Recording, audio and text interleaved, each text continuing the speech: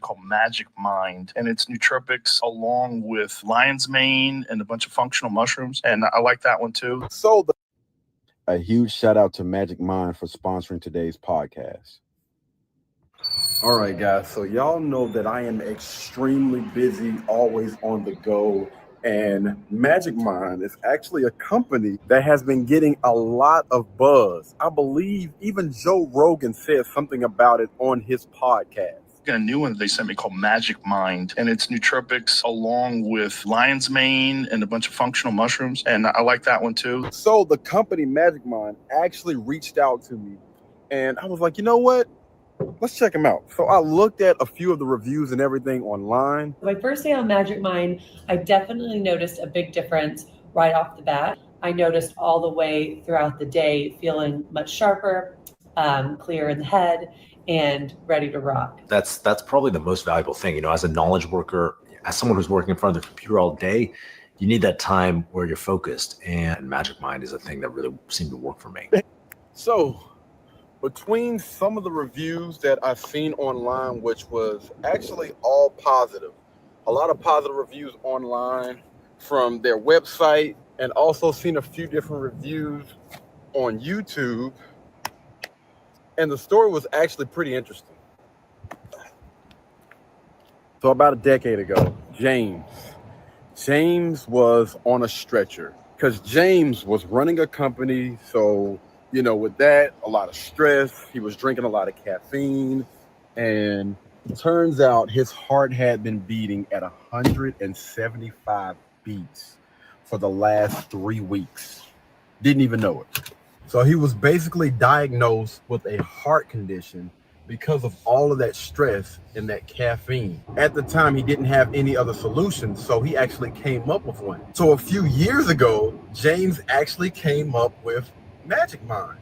This is supposed to be a natural way to help you out with a lot of those things that we struggle with throughout the day. So when it comes to Magic Mind, it's supposed to have a lot of those natural ingredients. So it has a lot of things that's going to help with focus, things that's going to help with energy. And a lot of us honestly need that throughout the day. And you also use Magic Mind for less stress throughout the day. So after reading those reviews and hearing and listening to his story, I messaged Magic Mind back and I was like, you know what? Send me some over. I'm curious. They end up sending some stuff over, and I tried it out for the first day. And this is how that went. All right, guys. Time now is about 5:53 p.m. I get up early in the morning, so I'm a little bit on the drain side. And I have a podcast that I'm going to be doing at 11 tonight. I don't want to take any naps because I still have a lot of work that I need to get done. So what we're going to do is we are going to try Magic Mind for the first time. All right, so I don't know if you're supposed to shake these things, but I'm gonna shake it up, and then we're gonna try it. First time trying Magic Mind. All right, I'm gonna give a little bit of time for it to kick in before 11, so we'll see.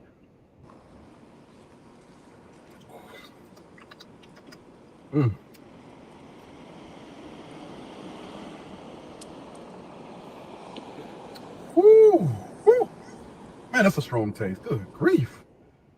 Whoa!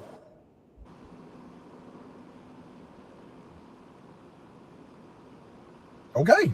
All right. To be honest with you, it was strong like while I was tasting, but I believe that's something that I can probably get used to. I believe that's something I can actually get used to. Man, I don't know if, it was the taste or what, but I do feel a lot more alert. And I'm telling you, that thing will wake you up. The taste, it will wake you up.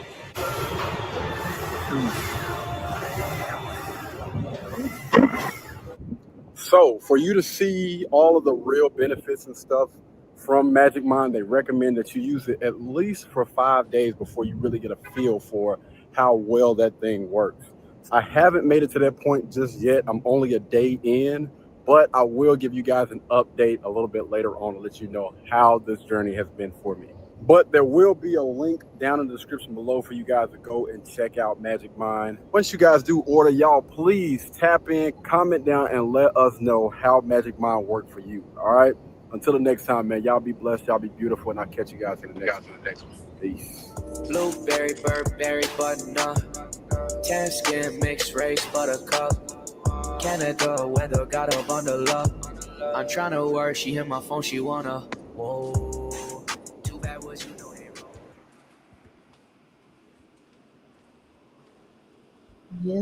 hero. Yo, what's good? What's going on, people? All right, I see we have a lot of comments and everything down in the comment section, and we'll get to those. And good grief, I seen 3 early. Wow. Okay, all right. We got we got the battle of the century that's happening in the comments right now. Hey, Tina, if you want to go ahead and head out, you can. I'll take it from here. Okay. All right.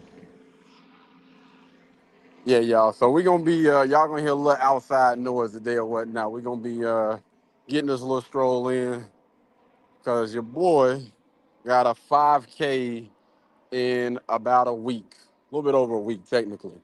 It'll be on Saturday, so I'm trying to make sure that we get all of these aches and pains and everything out the way today. So I just wanted to take a little stroll around and whatnot and brush these cobwebs off. we're gonna see, we're gonna see how that play out. But I'm actually going to run the course because I actually ran it. What was that? A few days ago. I ran the course a few days ago and end up tacking on about an extra 12, 13 miles on to the outside of doing the course. The course itself isn't that bad, honestly. Like I actually enjoyed running the course. Now my trainer actually got me ready like with all the hills and stuff. So I was expecting this 5K to be a little bit tougher, but thankfully it didn't seem that way. But again, we tested the course out without having all of those people because they already said that it's going to be record breaking numbers of people that's going to be out there. But they also said the same thing about the election. But we ain't going to get into that just yet. We ain't going to get into that just yet. Yo, I'm currently making a video about the election and people's response to the election because there's been a lot of stuff that's been going on with that. But before we get into, the main topic of today, I just wanted to let you guys know um, we still will be having a podcast next week. I'm trying to figure out how that thing is going to be structured because I want to make sure that I'm off of my feet and I get as much rest as possible. So it's a good chance that the podcast next week is going to be a lot shorter. Like the podcast next week, y'all just heads up. It might only be about maybe 30 minutes, 30, 45 minutes next week. Um, After I go and pick up because I still got to pick up my things and stuff from downtown. So I don't know. We're just gonna have to play that thing by ear. But yeah, be expecting a shorter podcast next week. Uh, just got to get ready for that 5K, man. Got to get ready for that 5K, and everybody that has been interested in maybe following along or whatnot. This is my very first 5K, and I highly encourage people to get out there, do something that you've never done before. And this was pretty much like one of those things on my checklist that I told myself I would never do, but actually, got the opportunity to do it. So y'all know how we do it, man. We jump all in and just hope for the best. So we'll be racing. Well, I think the race starts somewhere around 7 o'clock in the morning. 7 o'clock, 7:30. It'll be uptown Charlotte, and it should be over with. It should be over with. Everything like everybody should pass the finish line no later than 8:30. All right. It shouldn't take you no more than I guess an hour to do a 5K. So they'll be handing out awards and stuff at the finish line. And man, I'm excited. I'm excited, man. Like a lot. I've honestly put in a lot of time and dedication into this thing. We'll be getting right back to that really, really strict little diet this week. Really sticking to that, man, doing a lot of running. And then right after that, we'll be jumping right into the Creed workout. So I really want you guys to follow along and maybe even join in on that Creed workout. Because I think that that's going to be a drastic change from what we're doing right now, which is just nonstop running, a lot of running, not too much lifting and stuff like that. One more time. But yeah, y'all please follow along and let's get active, man. Let's get active. Anywho, we're gonna go ahead and go through some of these comments before we actually get into the podcast. All right. So kind of want to do a quick little deep dive or what. Now what we got? Okay, these are the comments that I seen early on. Shout out to Melanie. Shout out to the Ultimate Red Pill. Oh, so those old people that was commenting? That's crazy. Okay. There's a lot of comments. So Melanie said, "Who did you vote for?" So y'all know I don't really talk about my political stuff like that too much online or whatnot. So uh we just gonna leave that. We just gonna leave that. We gonna put that thing in the air. I ain't even gonna entertain that. Who you voted for? Asking me questions. What? Who you voted for?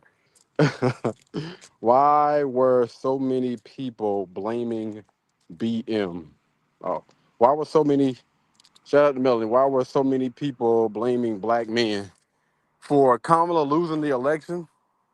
I mean, I'm gonna keep it a band with you, man. When you have grown up like your entire life, you've been black. You know what I'm saying? And you go from being a black boy to where people already look at you, a certain type of way or whatever.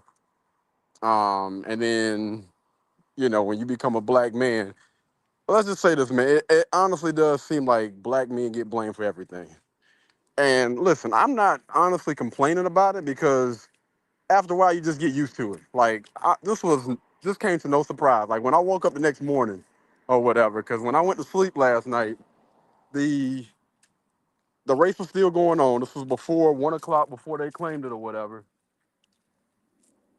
Before they claimed it, and I woke up the next morning and I seen a lot of people because even going into this thing, man, when Barack Obama, I'm not necessarily gonna say Michelle, but Barack Obama came out and was holding black men accountable and saying we need to get out there, we need to vote, and you know what I'm saying, basically almost telling you who you need to vote for, which I think is some bull. Like, you know what I'm saying? Like, if it's obvious, then just lay down the facts and let people make the decision that they want to make. You know what I mean? If these policies, these things align with you or whatever, then hey, you make a decision. I'm just encouraging you guys to get out there, vote, and vote for whose ever policies you can align with, your family can align with. You know, put that person in office for the next 4 years or whatever, and let's just go on about our business. But nah, man, I think that he got up there and honestly hurt the campaign. He did. I don't think that Michelle Obama made it any better. Also, you know, when Kamala was bringing out all those celebrities and stuff like that, you got Meg the Stallion. Meg the Stallion sitting up there twerking. I don't think that made it any better. You know what I'm saying? And I don't know, man. I think that it was a lot of holes in her campaign that she could have definitely did a lot better in. You know what I mean? Like I think a lot of people kept speaking and talking about, she don't have any policies. She don't have any policies. Like if I keep hearing that, and I'm pretty sure that this wasn't just like the outside. I'm pretty sure like people on the inside was telling her like, hey, you need to have this thing together. And people was even saying like, listen, she did all this in like 2 months or whatever. Like as a VP, as a vice president, this ain't nobody that just up and came off the damn street. Like, fam, you know what I'm saying? Like, for any reasons, let's just say, for instance, the president, if anything would have happened to him, you're next in command. Do you not?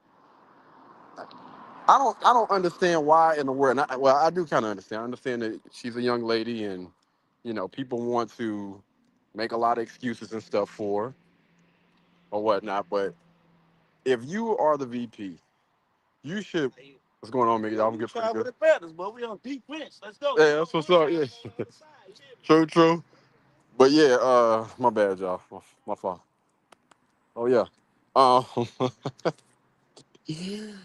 but yeah, if you are the VP, it's like you're already in charge. Technically, like you're second in command. And like, say for instance, if we're running a ship, right, and you got the captain, and you're second in command, should second in command not know every single last thing that the captain should know, just in case for whatever reason the cap goes down? You need to be ready for this. Like, there aren't any excuses, fam. It's just like in football, basketball, first string and second string. If you're second string, if the person in front of you goes down, you need to be ready. You have 4 years. You have more than 4 years to prepare for this thing. Like, come on. What are we doing? Like, you should have that doggone mentality that if I ever get a shot, I'm gonna make the best of it. And honestly, I think that winners, when we talk about winners versus losers, because we gotta keep it a band. She did lose. The difference between a winner and a loser, winners are always ready. Always. They stay ready so they ain't gotta get ready. We always ready. If ever that opportunity comes knocking at the door, fam, I'm already packed. I'm ready to go. No question.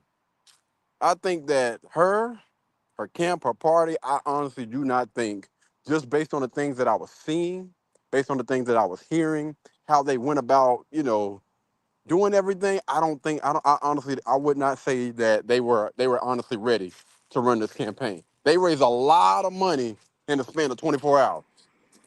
Initial. Oh, it looked good. But see, here's the thing. Here's the thing about life, or whatever you wanna look at, however you wanna look at this, is you can look good. That car can look good. That store can look good. And you can get people to come. You can get people to visit or whatever. But when they come inside your store, when people come and talk to you, like, they're gonna do some digging. They're gonna ask questions. And if that look doesn't align, you ain't got all your doggone ducks in a row, what in the world do you think is gonna happen? Like, honestly, I'm curious right now. What do you guys honestly believe? What do you think is going to happen? Most of those people are gonna leave, and they're not coming back. And the issue with, I believe, like the Democratic Party or whatever, I think the issue was so many people, not just black people, but so many people got sick and tired of hearing the same old sad song, and nothing is being done. It really, listen, we can always put this Trump versus Kamala. What were they saying? A felon versus somebody that some people were saying was qualified or whatever. Again, that's debatable. Um, it all boiled down to the parties. For the longest, the Democratic Party, and listen, me not having a dog in the fight, not saying that anybody is right or wrong, I can promise you, if a lot of people get out their feelings for a second and look and put yourself from the outside looking in, y'all cannot tell me that for the longest, the Democratic Party has not been pretty much pulling and tugging at black people's feelings. To get the black vote, we're gonna talk about reparations. We're gonna talk about, the things that we're gonna do strictly for black people. And every single time that they get in office, please, somebody tell me, what have they done specifically for black people? What has the Democratic Party done specifically for black people in their last few terms that they've been in office? I'm talking about Biden. I'm talking about Obama. What have they done? Pretty much almost in the last decade almost. What have they done for black people specifically? And the only reason why I'm asking that question is because every time it's time to get voters, they always say what they're going to do for black people. Now, the Republican Party, I'm not going to say that they, again, you can go and do your research, specifically done anything for black people. They like, listen, we're going to do stuff for people in general. And if this aligns with you, whether you're the middle class, whatever, then cool. We're not making any promises to any specific people, but the Democratic Party most certainly has. Like that's been one of their main talking points, one of the main reasons I believe why a lot of black people have been sided with the Democratic Party since I can freaking remember. Is because they like to tug and pull on those doggone feelings, man. And it's unfortunate that somebody can come to you with the same BS every 4 years and continue to get your doggone vote, give you all these false promises and false hopes and stuff like that, and ultimately you end up with nothing before, during, and after they get out that chair. It's unfortunate, man. Honestly. Anyway, let's go ahead and go to the next one. But yeah, but just to get back to your to your question, why are so many people blaming black men? I think, listen, this is what they've done since the beginning. I mean, I'm not even tripping. I'm not even worried about that. Again, I've honestly became numb and used to it. We get blamed for everything. Okay, what's next? And I think that a lot of black dudes like, hey, you're damned if you do, you're damned if you don't. So you might as well go ahead and go with whoever you think is, you know, best for you. You can align with their policies and stuff like that. And I think one thing that I honestly I heard from Kevin Samuels the other day when I was listening to one of his streams, he was like, listen, it's gonna come a time when men are gonna stop being vocal. They're gonna stop talking about it. You know what I mean? Like you can try to shame and you can try to do all this other stuff to try to get us to shift and go a certain type of way. But men are waking up, man. They're not a part of the go along, get along game. Right? You can do that with a soft feminine guy, but any dude that has any type of masculinity in his doggone body, like listen, ho. Wait a minute, fam. Like that ain't how you go about doing things. You know what I'm saying? Like I'm not going to move based on feelings. So you can say whatever it is you want to say. You can shame me all you want to. At the end of the day, I'm still going to make a decision based on logic. Does it make sense? What they are saying, you know what I'm saying? Can I go and look and see that the numbers and everything match up with what they're saying? If not, then I'm going to continue to go this way that I'm going. You know what I'm saying? If you have a better option or whatever, then show me. Put it on paper and allow me to make that decision. But do not think that you're gonna shame me into doing something. It don't work that way. You can do that again with the other type of people, but you cannot do that here. You cannot do that with me. And I think that when you go back and you look at the polls and stuff like that, I think that pretty much reflects how people or the reason why people went the way that they went. Shout out to Melanie. That's a really good question. And honestly, that was one of the things that I kind of thought like, dang, why in the world are, black dudes catching all these strays? Like, dang. And then again, just going based on the things that I'm used to seeing or whatever, I was like, okay, it makes sense. Y'all forgive me, it's about to be a bus that passed by. I think she had to get the kids straight.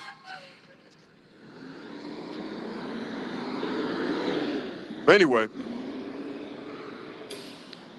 Melanie said, "Do you think people are going to really leave?" Hell no, absolutely not. People are going to do what they always do: complain, and still take their butt to that job that they cannot stand. Complain, and still continue to live in that situation that they are currently in. Complain, because most of them know that. Listen, hey, uh, one thing I can do is I can do what I believe is best. You know what I'm saying? And go ahead and submit what some people need to do any doggone way, because unfortunately, one of the parties had to be, you got to be dragged to the finish line. You got to be dragged to the finish line because you've been allowing people to play on your doggone feelings for the longest. And that's the reason why the world is in the situation that it is right now, if I'm keeping it a bang. Right? But yeah, I think that most people honestly are just they'll be here next month, next week, next year, whatever. I think they gonna give they gonna throw a lot of stuff out there to try to make it seem like, but y'all ain't hurting no damn body but y'all self. I seen this young lady online cutting her hair all the way off. She was like, "I'm sick of it. I will not submit to the patriarchy or whatever. I'm gonna cut my hair. I'm not gonna look beautiful. I'm not going to um, submit to their demands or whatever." People were talking about moving. I'm like, yo, you cutting your hair is gonna do what now? it's it's not funny, man, because it's honestly sad, because I think that a lot of those people honestly have a lot of mental issues that they need to deal with. I literally seen grown men and grown women throwing temper tantrums online. Like, you telling me that you really set that damn camera up, started crying, I mean, I seen people falling out on the floor, running into walls, again, cutting their hair off, doing things to physically harm themselves. And I'm just like, yo, what the hell? Like, so this is the world that we are freaking living in right now, where y'all think the best way to get back at somebody else, to get back at another party, to get back at a president that you'll probably never come in contact with, is to cause emotional, physical damage to yourself. What the hell? These are grown people. And unfortunately, some of these people even have children. They taking care of kids acting like this. And it's actually, man, I got a clip that either I'm gonna show you guys, or I have my other phone right here. I'll probably play it so you guys can hear the audio a little bit later on. But it was a teacher that was addressing her students about the election after the election happened. And I was blown away. I was like, yo, bro, why the hell are you bringing up politics to these babies, these innocent babies? You know, we talk about the LGBTQ community, whatever, how they trying to push that flag and stuff out there. It's like, fam, these are babies, man. And y'all, this lady was literally breaking down in the front of these children about damn politics, about who won.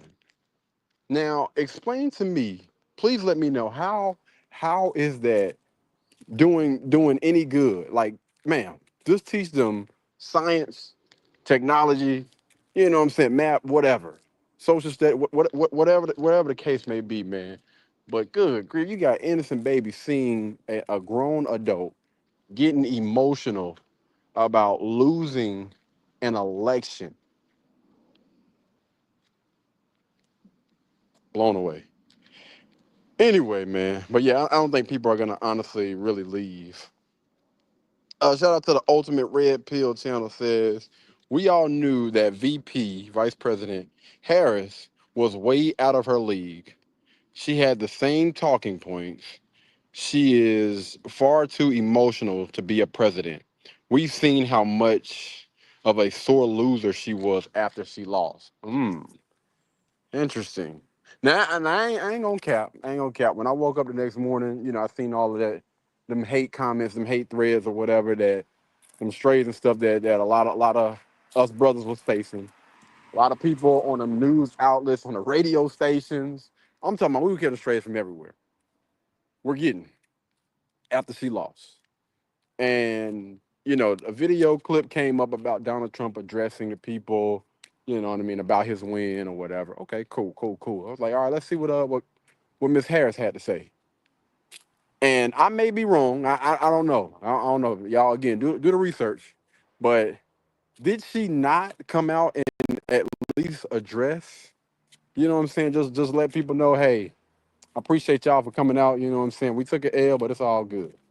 It was somebody else from her team that came and spoke out, and I was like, yo, come on, fam. Like, I understand you are upset, but it was a fair race, man. If you took your L, take your L like a grown up.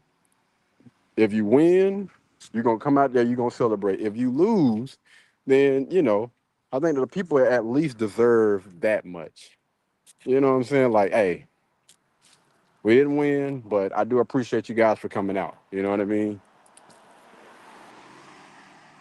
How are you going to have people that been waiting all night? Shout out to the Ultimate Red Pill. How are you going to have people that have been waiting all night for you to speak, win, lose, or draw, and you didn't even come out and speak to those people? That was the issue that I was.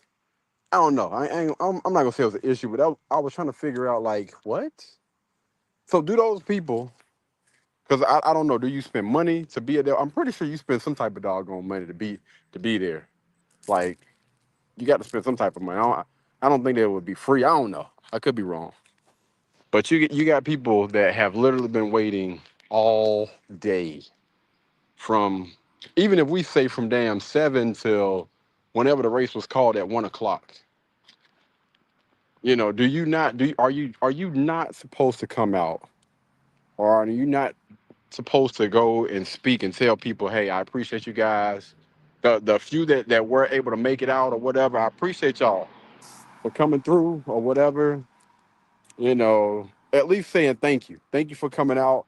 I'm gonna have a representative come up or whatever, blah blah blah. At least that. But hey, it is what it is, man. The Ultimate Red Pill channel said, I'm so happy. I'm so happy he won, because if she would have won, I think that this country would have gone to that what's the name emoji, y'all? They say it's the ice cream emoji, but we all know what that little sugar honey iced tea emoji is. Yesterday I was proud to be an American. Threw up the American flag. The greatest country on earth. Melanie says, LMBO, relax, buddy. It's not that serious. Having a woman as president isn't that bad. Well, we wouldn't know, would we? Now, let me stop. Think about all the women that run households and how things would be if those women didn't step up. Hmm. Oh, Lord. If those women didn't step up. Interesting. We keep forgetting that women helped build this country too. All right, Ultimate Red Pill said, what did y'all build? Absolutely nothing. Maybe had dinner. Oh, Lord. Ready when that man got home, but I don't remember y'all building. I'm guessing he's saying ish. I don't remember y'all building ish. Most of y'all are the reason why most of these boys. Oh, wait. Before we get into before we get, before we get into the household and parenting and stuff like that, I want to take some time to speak about both of these comments real quick. Having a woman as the president isn't that bad. I'm gonna say we don't really know. I'm not trying to be funny, facetious, or anything like that, but we really don't know what it would be like if a young lady were to, be in that spot. We just don't know. Um, think about all the women that run households and how things would be if those women didn't step up. Now, Melanie, I rock with you. I think that you have some really really great insight. Some of the time or whatever. And although I would never fully agree with anybody 100%, I'm pretty sure that there is nobody on this planet that I align with like 100% on things. But I'm going to have to disagree with you to a certain extent. All right. Now, I do know some women that are in a household and they know and they understand the role in which they play when it comes to their household, when it comes to raising children, when it comes to being a helpmeet to their husband, when it comes to, managing, living their own life and being the absolute best at whatever it is that they are. There are women out there that are phenomenal. And I believe that those women should be always lifted up. You know what I mean? Again, the women that take care of the household, the women that know and understand what their position is, and first and foremost, the women that first and foremost kind of put themselves first. I think that everybody should be selfish to a certain extent. You know what I'm saying? You can't pour into anybody's cup if your cup is empty. So when you wake up or whatever, yeah, you should be thinking about yourself. You know, physically, mentally, emotionally, making sure that I'm good before I start thinking about tending to anybody else. Making sure that your physical health is good. So you need to be doing something throughout the day to make sure you do something physically that's going to help benefit you later on in life. Well, today, next week, next month, later on in life, or whatever. Like again, there is a time when it is okay for you to be selfish, and I believe that these are the times you need to make sure that you good, man. Because I think that the issue is a lot of people be trying to pour out an empty cup. And I think that a lot of people that try to pour out an empty cup oftentimes become bitter because they try to do those things, because they're looking for validation, because they're looking for, I don't know. I can't really speak to everybody, but I think that that is a big, huge issue. I think that again, the best thing you can do is look out for you and then look out for others. You know what I'm saying? Like the better your health is, the better you're able to move around, get around, and everything like that. The more of an asset you'll be to the people that are around you, the people that's in your household, the people that's in your circle, or whatever. And that, I think that applies across the board to everybody. But those women that again that I believe that should be lifted up, should be championed in everything that they do, are the ones that first take care of themselves and they look to add as much value to everybody that's around them. Not necessarily giving people the scraps, but I'm trying to give you the best. Give you give you all of the things. Like I'm gonna try and I'm gonna do my best to pretty much just give you everything that I can give you. You know what I'm saying? Like the importance of serving, giving someone else. And I think that again, when you have that type of mindset, man and woman, because just because you're a man don't mean that you should not be able to serve. You most certainly need to be able to serve. But again, I think the disconnection oftentimes is some of those young ladies that become a lot bitter because they have they try to pour into another cup knowing that their cup is empty. So although I do know women again that should be championed, there are a lot of young ladies out there that aren't moving how they should be moving in life. And I think that that automatically has a huge negative effect on them and also the people around them. It's almost like a cancer because we all know how the court systems and everything is always going to favor the mother, the woman, the wife in almost every single last situation in family court. 90 to maybe even 95% of the time, somewhere around in there. You can always go check the data and statistics and stuff behind there. But they're always going to show favor to the woman. And unfortunately, when we look at those young women that have all these choices that make sure that you know they're gonna be taken care of no matter what, you see a lot of them being a cancer to themselves and also to the people that are around them. That's why you have so many children are on so many different medications. You have so many women and stuff that are on all these different medications. They are physically out of shape. They are mentally not where they want to be. Um, Across the board, man. Like you look at the average woman today, and you look at the average man, I believe, I could be wrong, but I believe the average woman typically weighs more than the average man. I could be wrong, but I believe that is the case. Like if you take a 5'7", 5'8" man, he's somewhere around maybe 160, 170 pounds. Same thing when it comes to a woman, she's probably pushing the twos, around that same height. And then you look at their lifestyle, you look at their well, we're gonna get into to the lifestyles and everything a little bit later on. But yeah, again, man, I think in a lot of different cases, I would say that the households are worse now than what they used to be versus when there were more men in the home. Let's see what else we got here. All right, he said household don't step up. Let me see. We keep forgetting that women helped build this country too. Now I'm definitely not going to speak against it. I think that I don't think that guys got to, or humanity has gotten to the point that it has gotten to without the help of women. Like I would be out of my freaking mind if I was to honestly say that.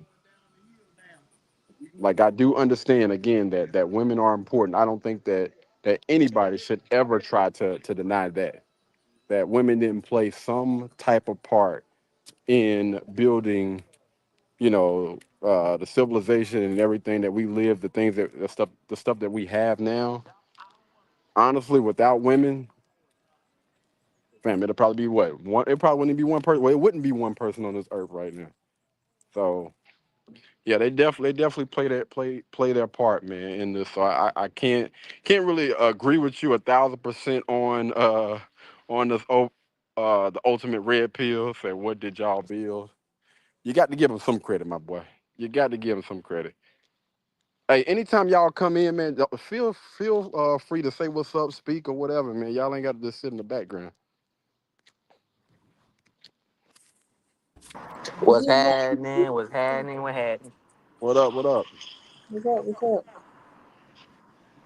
We got a whole list of comments down here. I'm just dissecting them, man. But yeah, anytime y'all come in, man, just let the people know that y'all here. Y'all ain't gotta come in and sit at the back of the classroom. Yeah, my fault, dog, man. We just moved yesterday and we unpacking, so I'm on the go today. Congratulations, big dog. That's what's up. So you all settled in or We ain't settled in. We moved everything in the house. We on the process of unpacking everything. okay, okay. That's what's up, man. So how did the election? I guess we can go ahead and pan back through some of these comments and whatnot, man. Somebody said, "Who do you vote for?" I was like, "I ain't even gonna entertain that." But they said, Melanie said, "Why are so many people blaming black men? Why do you think that?" Why? Yeah. Like, answer that question again. I'm trying to understand what they're trying to ask. Why are so many people? Well, so many people were blaming black men for Kamala losing the election at first. What? Yeah, you must wasn't on social media. Were you on what is it, Twitter, Threads? Oh, they were going ham on there. I'm talking about Man, like every other post.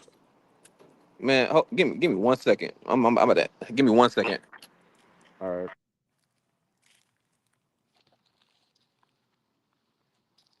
Yeah. So what do you think? What are your thoughts? Why do you think so many people were blaming black men? Well, I would say because I feel like it's like how they have been saying previously, just black men don't support black women in general. So, um, You that's went out. I think you went out for a second. Say it again. was. Can you hear me now? Is it good? Y- Yeah. Yeah. Okay. Well, I would say it's like kind of how it's been said before is that what's been going around is that black men aren't supportive of the black woman in general. So that's where I'm thinking that they're blaming the black men for it. Why would you think, or why do you think they feel that way?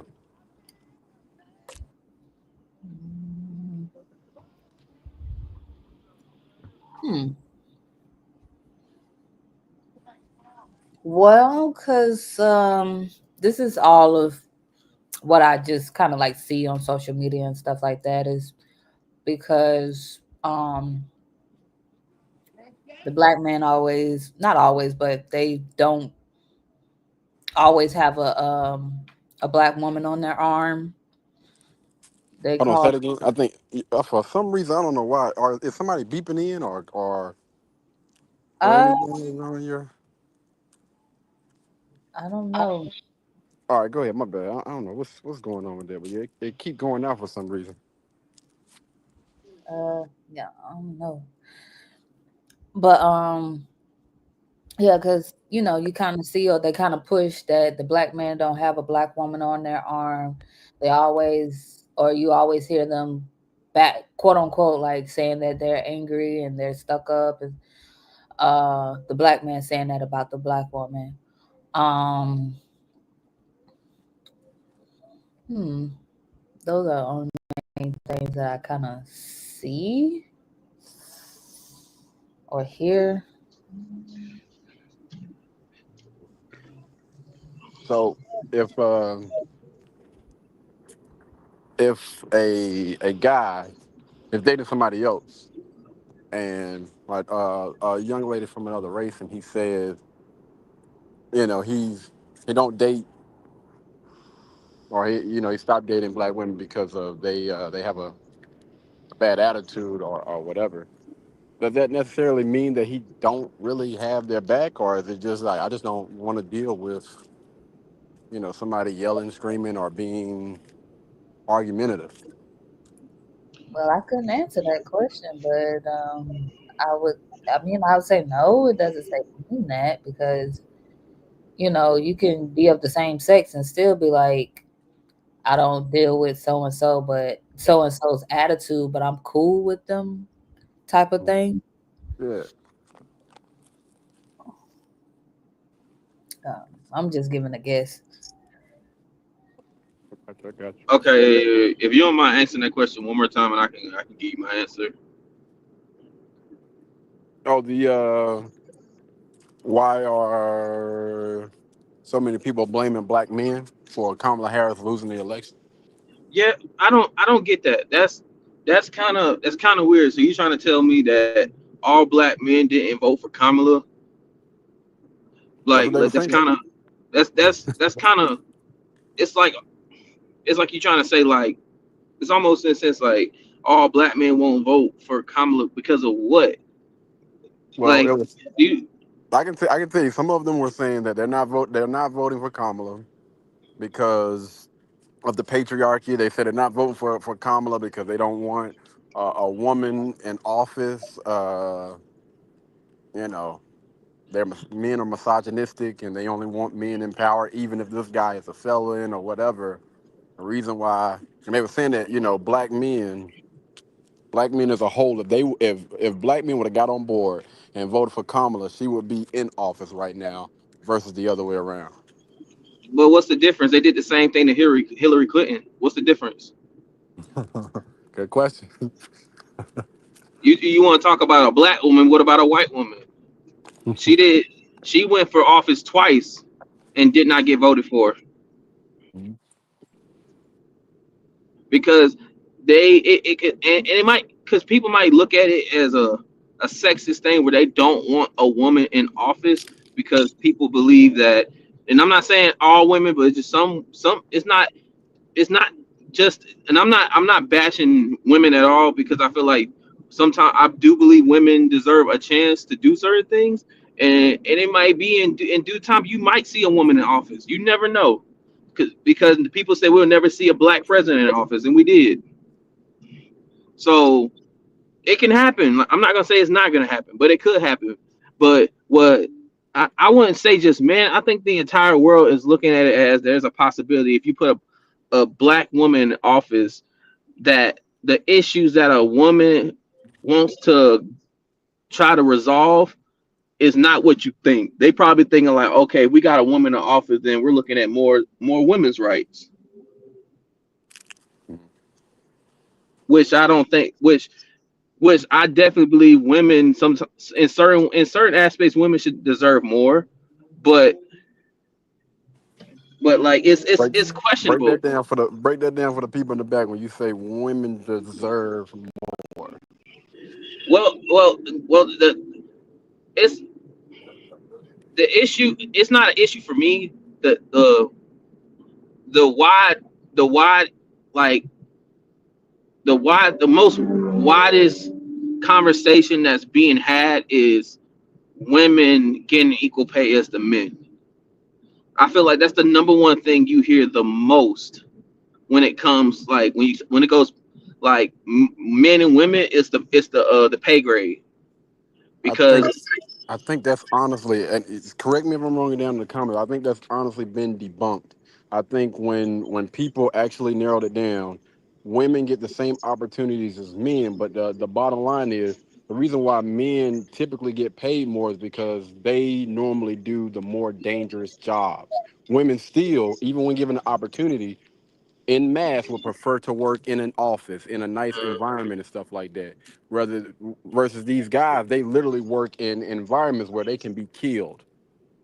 well okay. I'm gonna ask you this question and you answer this for me and I'm not disagreeing with you, but I just want to ask Mhm. in what way do you believe, in your opinion, where do you think a woman that is doing the same desk job as a man, where him and her have both same amount of responsibilities, same amount of hours, they work same overtime and everything, do you believe they should both get paid the same? If they both are doing the same job and across the board, yeah, I believe that they both absolutely should get paid the same. Okay.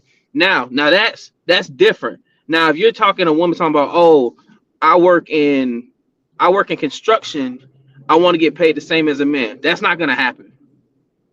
Because majority of the time when you're driving out on the street, when you're driving home or anywhere and you see construction going on, where you see the women are Holding the signs, yeah. holding signs. They might be they might be sweeping up dirt, pushing dirt, or whatever the case may be. But majority of the time, when you see women where you are, you're seeing them holding up signs and stuff, the stop and slow sign, all that. That's really where you see them the most. Mhm. But like I said, if you're doing the same amount of, if you're doing the same job, you have the same qualifications, same credentials, y'all doing every single thing to the T at the same job, same position, everything, yes, you should be getting paid the same thing as them. But if you're not doing what they're doing, I would say no. Agree. I would say no. Tina, you can have your opinion. You can tell me what you think, but I'm not bashing women at all. I just think there's certain things that you can't get paid what a man gets paid for if you're not doing the same things as he is in some way. I'm not I'm not going against what you're saying.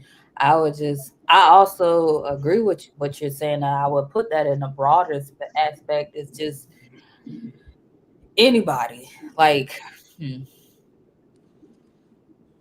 how I was trying to think of how to say it as far as like even like certain ways that there are some companies where they do tiers and seniority and how many years and experience and stuff like that. So no matter if you male or female, you get paid according to what you bring to the company. Okay. And this is okay. I got a prime example, and I'm gonna say this because she just came to my mind. When I was working in the warehouse, there was a lady that worked there, and at this time she's going through I think chemotherapy and radiation. So prayers to her. Hope she beats that and she walks away scot free.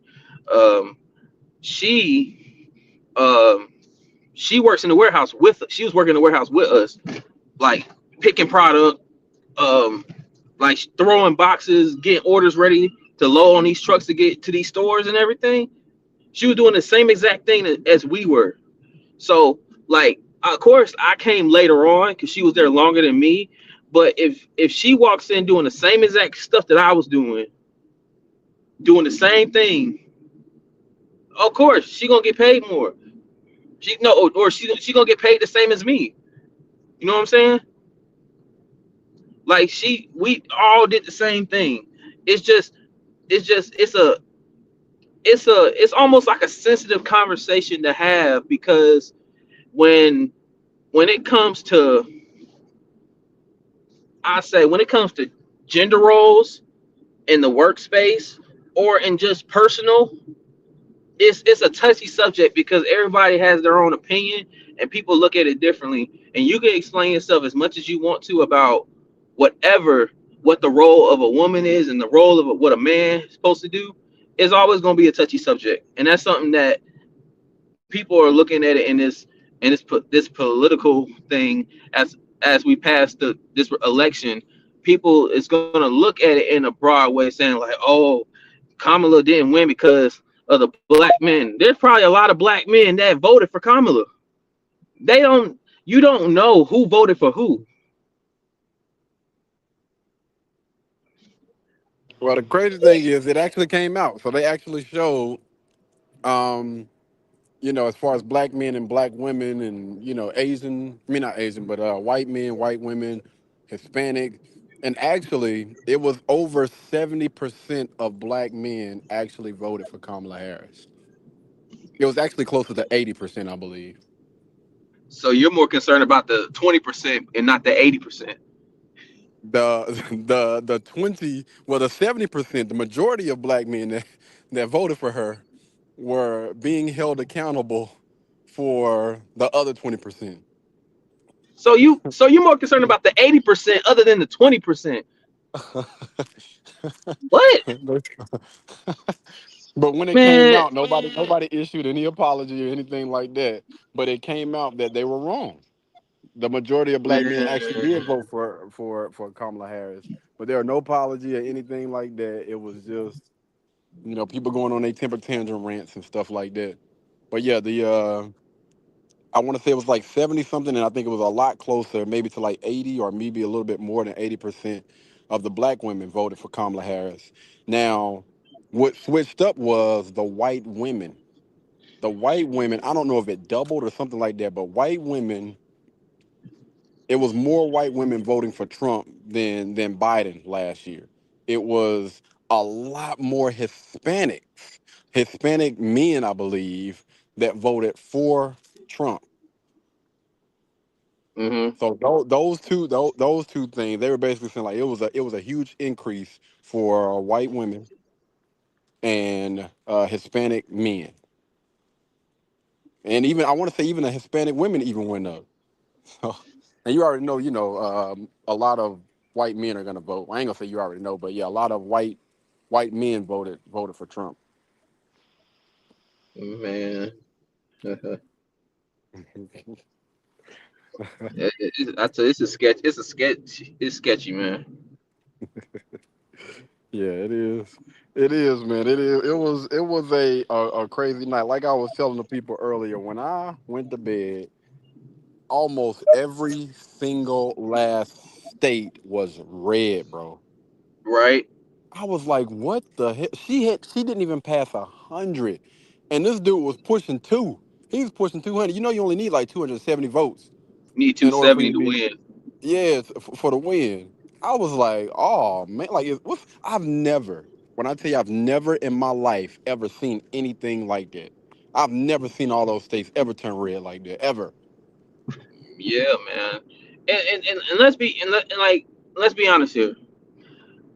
There are, it's like I said, he's only got one term. He did one. This is his second term.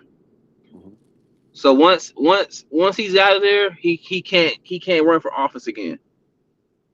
unless he So, changes it, unless he puts something into place and it gets the law passed that you can go an extra turn. Because people were talking about that too.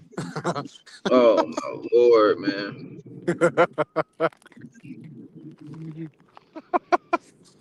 man, it's an evil world we live in. All I can say.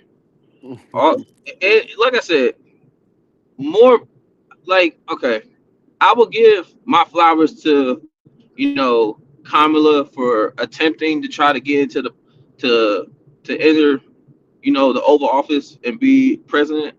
And I did the same thing for Hillary Clinton when she tried the same thing. But come on now, like if it's not gonna happen right now, it may happen in the future. Y'all can't sit here and just be upset about the fact that a black woman, didn't get in office. Hold It's on not now. the it's not Hold on. it can't it's not the end of the world. Now it was just proven that she was actually black. They say she's Indian and something else.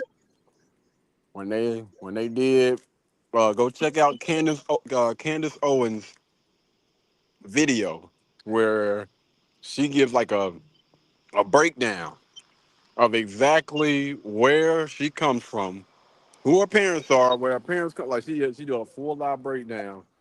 And I'm just gonna say Candace Owens' conclusion is this woman is not black. She's more Indian or something like that. Okay, well, I mean, I don't know. I don't know. Again, I tell people always go do your research. You check it out for yourself, and then y'all let people me people know. like to dig. People like to dig and everything. It is what it is. The election's over.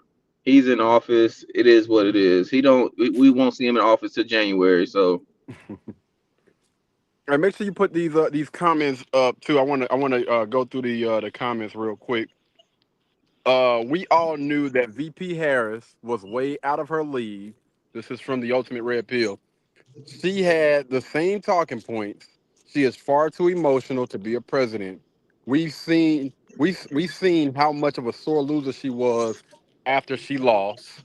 And then the next comment up under that was, how are you going to have people that have been waiting all night for you to speak, win, lose, or draw, and you didn't even come out and speak to those people? Anybody got anything they want to say about that? I didn't know nothing about that. So know, she she made a choice. Either she made it for herself or somebody made it for her. It's either one of the two. So I guess certain people are not willing to go out on their shield until, and because like a lot of people try to declare themselves the winner and all that stuff, even when nobody, if you haven't reached 270 votes, because even like when my wife checked out the standings, those at the votes, she was like, oh, Kamala might have a chance if she win the whole um east or west side or the west side of the states. And then when she checked back in the next morning and it was all red, she was like, hey, it is what it is. Because and then you got to also take into account that you using that 20% on the people that did not vote, using the 20% for the people that did not vote. A lot of people went in there and did not even vote for presidency. Like there's a lot of people that went in there and didn't vote for it because they probably think in their mind like both of them full of crap, so I don't want them in my office. They or not in my office. They didn't want to vote for either who. Because there's people that will go to the polls and vote everything else and not vote who they want for president. A lot of people do that. I wouldn't put it past them. I definitely wouldn't put it past them, man. Now remember, feel free to comment on anything. But I wanted to finish up what he was saying. Let's see, where am I? Oh yeah, I'm so happy he won because if she would, oh wait, yeah, if she would have won, I think that this country would have gone to sugar honey iced tea. Yesterday, I was proud to be an American, the greatest country on earth. with the little earth emoji. The last comment that the Ultimate Red Pill channel left. And then Melanie said, LMBO, laugh my butt off. Relax, buddy. It's not that serious. Having a woman as president isn't that bad. Think about all the women that run households and how things would be if those women didn't step up. We keep forgetting that women helped build this country too. I think we just I think we just have gotten so set in our ways because this has been a male president, well, basically since there was presidency. So, just to, change how things been running for so long is, I feel like it's also another sway on like how the votes went or just how people are thinking in general. And this is probably it too, how I feel is that we just, like we just don't know like how a woman would, handle things or portray things, because what I was hearing, they kept coming at her for like how she was responding, like she really didn't have a plan or a policy and stuff like that. So she, um I don't like they were saying, kind of uh one ish either when it comes to politics. um so I just feel like it it may come where there is a woman president, but it'll definitely take some time for people to be open to that type of change. Interesting. I'm gonna have to go against both of y'all right now, and I'm gonna have to disagree because let's just say, for instance, if we take Kamala Harris out and we would have put Michelle Obama in that spot, do y'all think that Michelle Obama would have did a better job and probably would have had more people turn up and vote for her? This would have been either a closer race or maybe she would have even won if she was in Kamala Harris' position. I don't know how to answer that question because that's a really good question. Yeah. Um, I dang, that's just a tough one. That's a tough one. People love, well, I'm gonna say before, especially before this Kamala Harris situation, people love them for Michelle. I'm gonna be honest with you. I think more people were actually rocking with Michelle, maybe even a little bit more than Obama.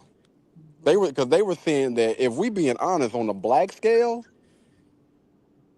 who would be honestly more relatable to black people Mhm. if we keep it at a band? So why do they say they rock with Michelle more than Barack?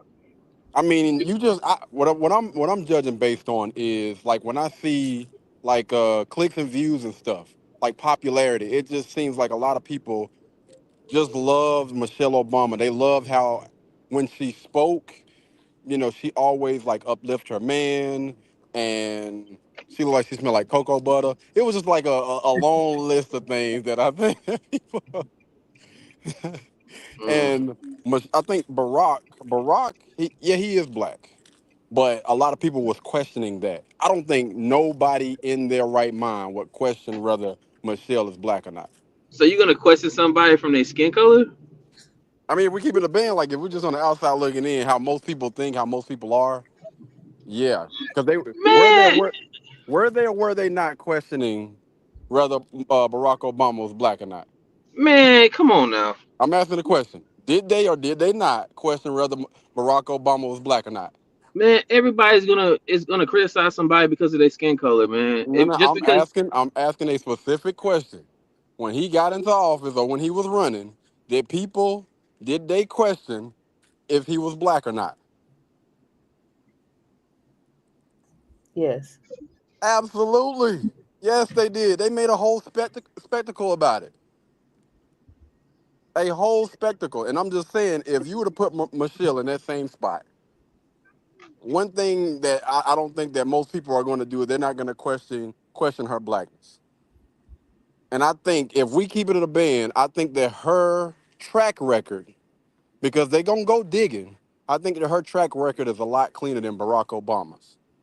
So when we talk about the outside looking in, because a lot of people are going to look at that, and then when we start digging, when they get to it or whatever, I think that honestly, I think that a lot of people probably would favor Michelle, especially if we're talking about versus like Kamala Harris and stuff like that. Because again, they question Barack Obama, they question dang, what's the lady's name? I'll just say what her name is. Kamala Harris. They gonna question your blackness, bro.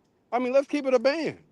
If you go into office claiming that you're advocating for something or whether you're not, they're still going to question that. That's what they do. Because a lot of people are going to be, do I see myself as this person? A lot of young black men, when they looked at Barack Obama, especially when he was, going into this thing or whatever, do you know what this would do for the mindset of a lot of those young black men? So they're gonna question it. Like, I want to try to sway these voters as much as possible. So we're gonna question his blackness and see if we can sway the votes. That's what they do. This is what this is all about politics. Even if we're not even taking it as deep as politics, clicks, views, and all of those things. If I can get you to question yourself about whatever your beliefs are, then I got you. That's what politics is. Clicks and views. Is this person really black? The people that look, when they look at you, they can see themselves. But can I really see myself in this person? Is this person really that? They are going to question your blackness, bro. They're going to come for that. Come on now. The next person that comes into office, whether you identify as a African American, whether you are a Latino American or whatever, they're going to question it. They're going to do some digging. And we can't sit here and act like they're not. Come on, man. You're telling the truth, bro. It's the nature of when you try to go campaign. It doesn't matter if you're going to be a president. They're going to do it if you try to go into the House of Representatives or the Senate or the Congress or whatever the case may be. They're going to go do their dirty work. It's a part of the game. They're always trying to do whatever they can to throw people off and try to stray people away from you voting for them. It happens. It's a part of the game. But I still would say, like, it's like I think it's so crazy. People try to find the most littlest detail that is so off, that's incorrect, that don't match with a person to use that to their advantage. It's just kind of crazy to me. I'm gonna say the beauty of politics, the beauty of social media, the beauty of everything when it comes to power, when it comes to money, when it comes to clicks, views, eyeballs, or whatever, all of that pretty much funnels into that. Like painting a narrative is like everything. And it's always been that way. I want to get you to believe that this person is not, voting for this person is not in your best interest. Going with this person is not in your best interest. This person is a liar. They're trying to advocate for black people. This person's not even black. You're not even black. You know what I'm saying? But that's pretty much, I ain't even gonna say just politics. I think that's honestly the world as we know it. That's pretty much what it is. It sounds like anything to cause divide and chaos. That, or, like conquer. When you think about conquering, when you think about being a leader or whatever, I want these people to believe what I'm saying. So if I can play on words, if it's going to play to my advantage, because people do it. I think that the issue is when it's being done and it's used against them, they don't like it. But if it's a positive and it's working for them, hey, I'm all for that. Let me take that. I'm equal when it comes to everything. You got to take the good with the bad. Regardless of how much we like it, we don't like it, we think it's fair, it's unfair. This is just the world that we live in. And whether you like it or not, you ain't got no choice but to accept it.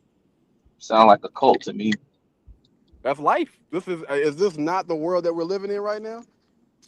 I'm not saying that I'm not saying I'm not even gonna say I disagree with you. I agree with you. It's just with the way, like, I hate to use this, but like, bro, it's like you said, it's the world we live in. It's just like when it comes to politics, either you're Democratic or you're Republican.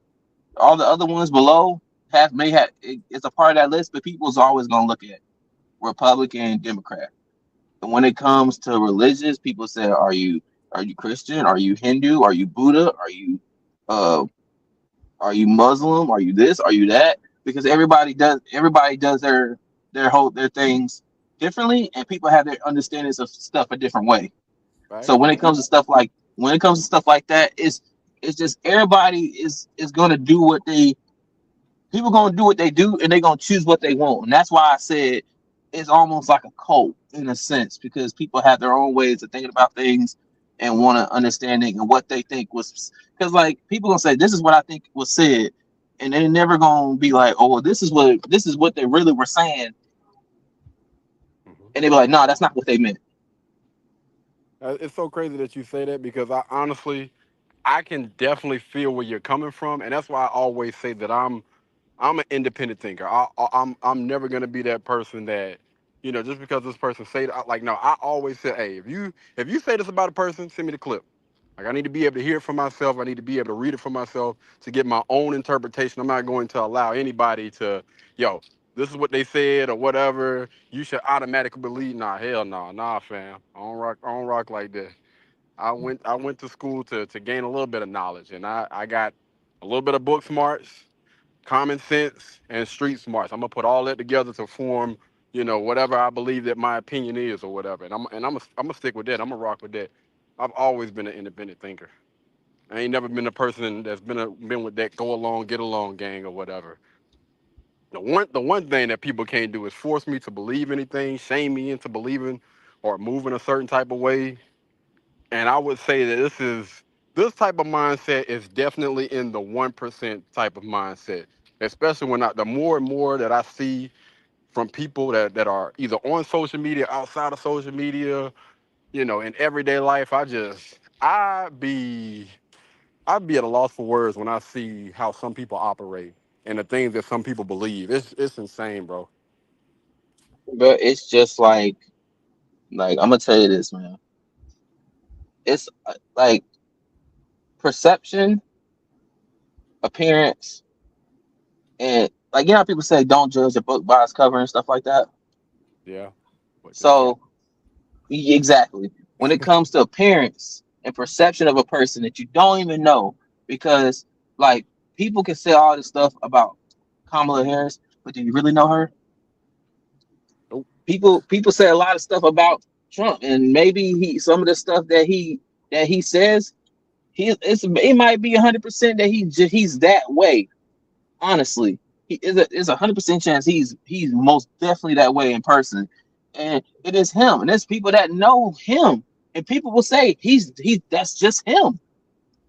And sometimes you can't always assume to how a person is, because, like you saying, like you want to get mad at the people, you want to get mad at the 80% of people that voted for Kamala that were black men, but you're not even concerned about the 20% that did not vote it, because in your mind you probably think 20% that voted that either they didn't vote or they voted for Trump.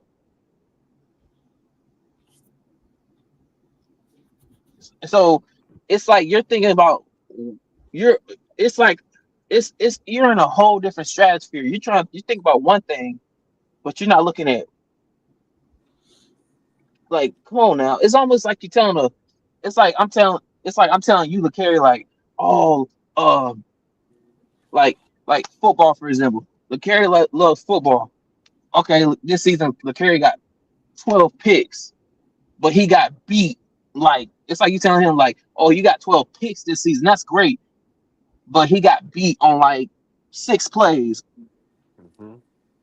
So, like, out of the whole season, he got beat. Or even if you say he got 12 picks, but he got burned like 15 times throughout the whole season, or he got mossed, or he, like, what like Good, you're more concerned about him getting burned and him getting juice, but this man got 12 picks. Facts. I feel you. I'm gonna tell you right now, KD ain't getting burnt. I ain't getting mossed either. I'm taking myself out the game. Hey, coach, let me go ahead and tell them. I don't know what's going on, fam. We got to take a chill. Oh man, let me read this next comment. What? Oh, this is a response to Melanie. What did y'all build? Absolutely nothing. Maybe had dinner ready when that man got home, but I don't remember y'all building ish.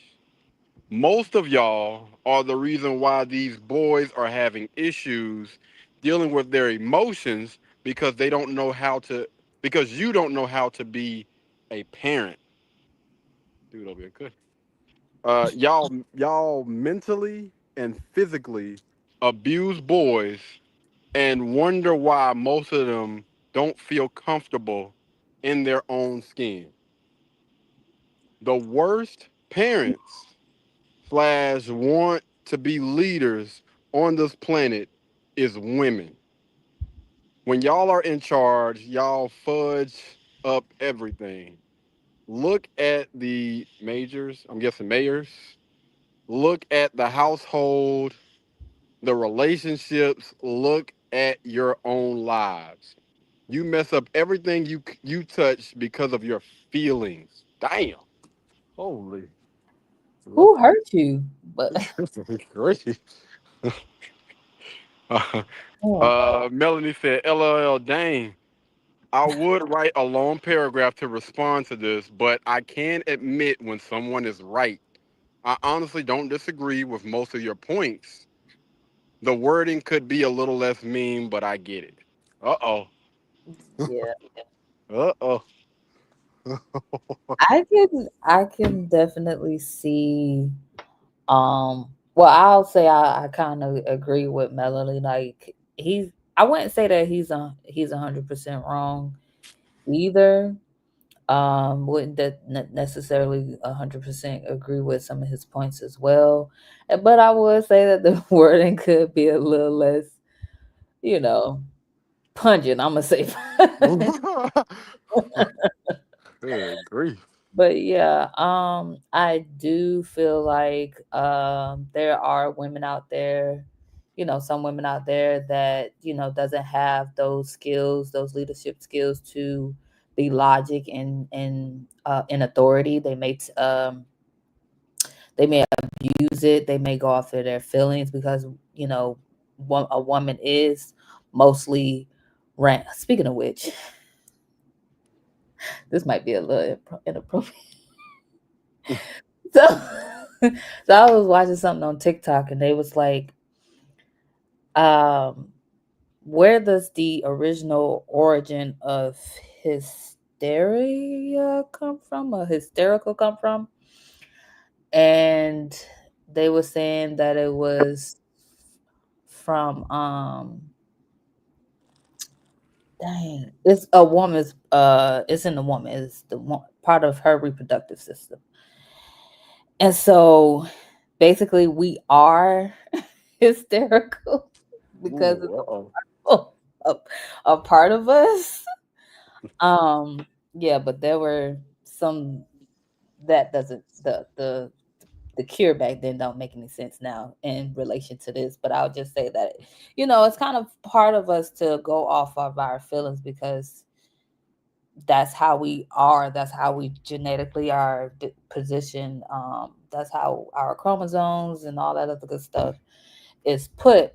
But I would say, I think you spoke on it earlier that there are some women that they know their roles, know their position, and the are good parents, can be good leaders as well if they, if they I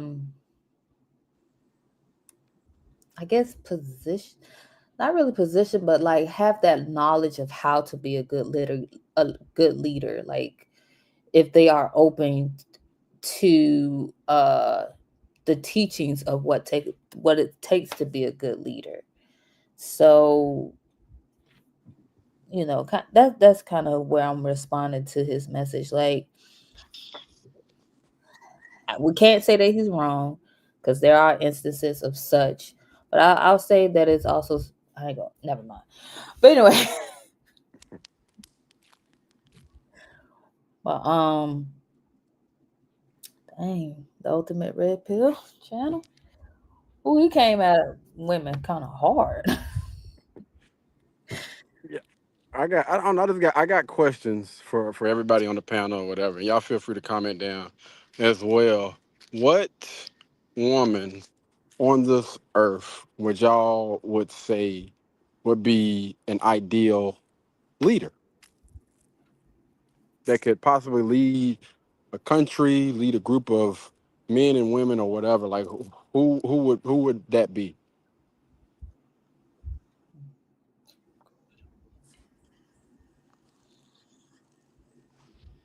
But everybody speak at once. I'm thinking though, because Oh Lord.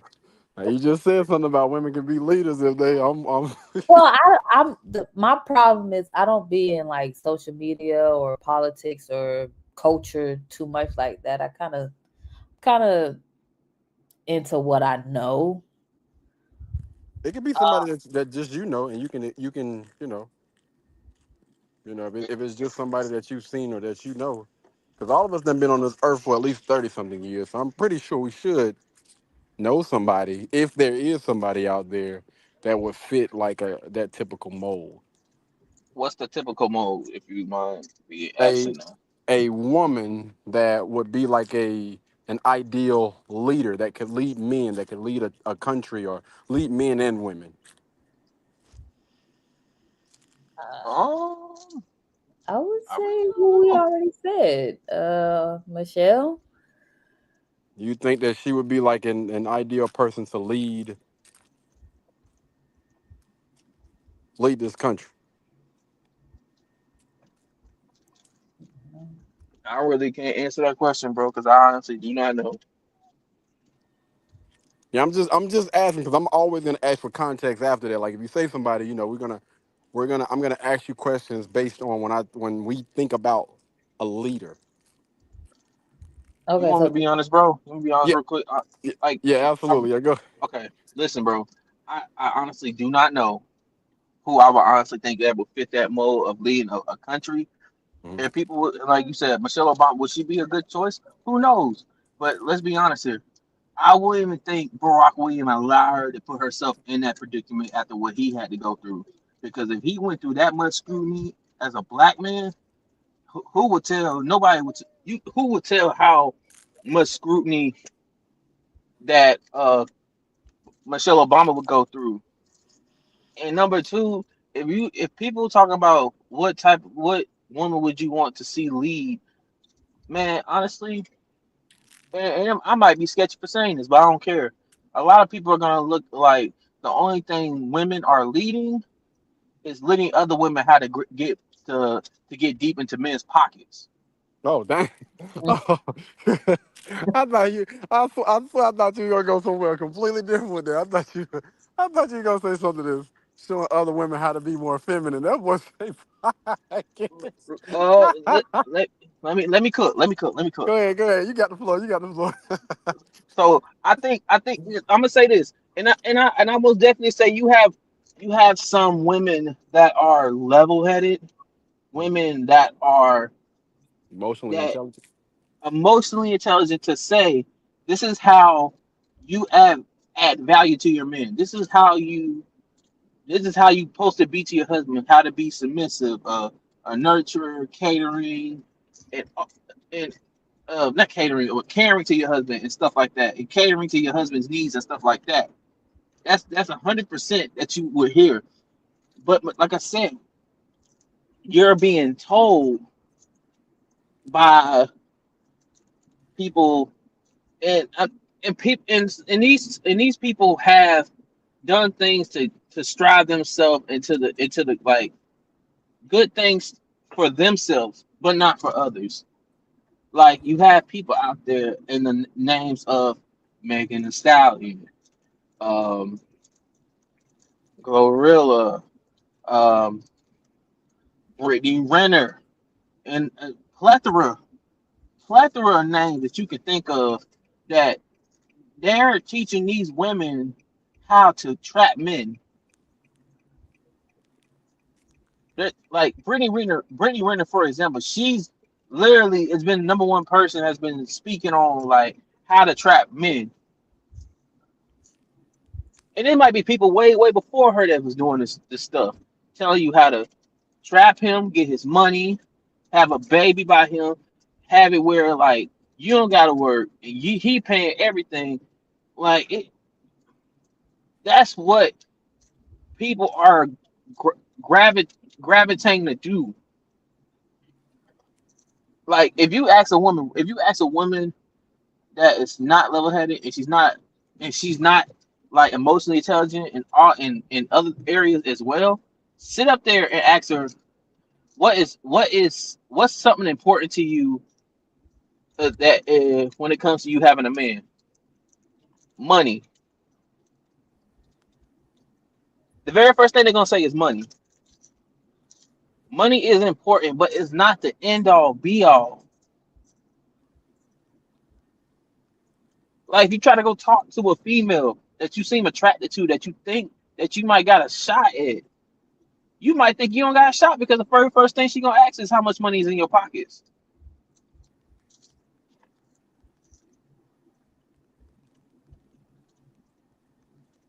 Facts, But I'm facts, just facts. trying to be real, bro. Like I'm trying to be realistic. I feel you. I feel you. I feel you.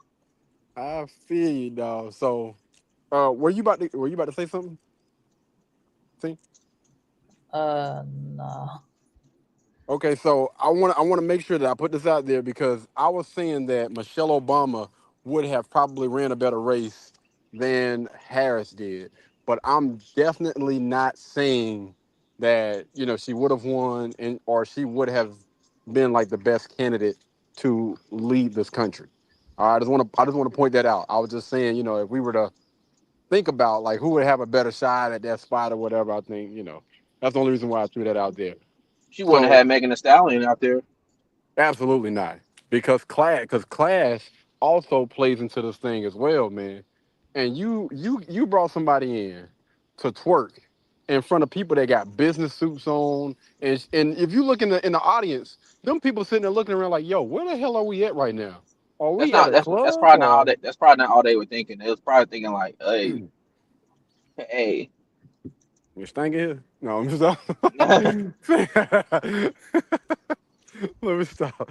But yeah, I wouldn't recommend, and this is why I honestly would have to say that I would not recommend Michelle Obama as a good leader because she openly spoke about going against your husband or against your spouse or against your partner. And when I think about leaders, right, you don't do as a leader, you don't do no sneaky inch.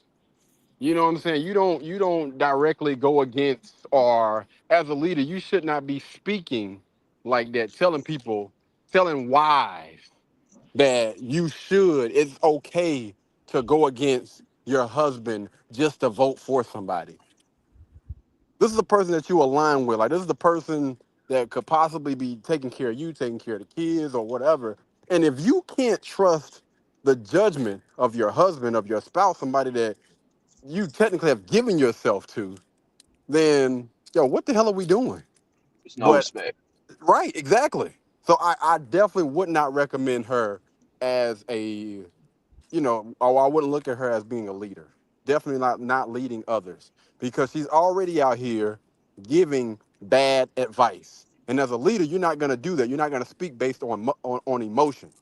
If we're speaking based on a logic perspective, do people not realize that the Obamas didn't get a part of this thing until later on because they didn't even want to? I mean, if we look at the trail, it really did seem like they didn't even want to support Kamala. They got on board at the last moment because they like, listen, we don't want Trump to be in office, and we'll go ahead and give you our blessings just because we don't want to see him get there. And Oh. so, because people was like, why in the world did it take the Obama so long to come and speak out and everything like that? Again, if you check them damn track records and everything, they did not want to endorse her. They were actually looking for, I forgot what the guy's name was, to coming behind Biden. I forgot what his name is, so don't quote me on the name. But yeah, you can go and look him up. But they were expecting a guy to come and fill in that place instead of Kamala Harris. That's the reason why it took them so long to do whatever it is they done. Now, when we think about leader, when I think about a leader, I'm gonna say we. When I think about a leader, or when I think about somebody that's strong, a woman that's strong, or a guy that's strong, when I think about a leader, I think somebody that has been trying their best to find what their purpose is in life. And when they find out what that purpose is, it doesn't waver at all. Like they stand 10 toes down and they be exactly the person that they're supposed to be. They don't allow their emotions to sway them. They don't allow what anybody say, the way that the world is going or anything like that. They believe that this is my purpose and I'm gonna stay on that purpose no matter what, regardless of if it's me and whoever I choose to be with. When I think about a young lady or one of the strongest women in that aspect, when I start thinking about a leader, it's hands down Savannah James. And let me explain to you why. I've never, well, when it comes to publicly, because I don't know this individual, you know what I'm saying, personally or whatever.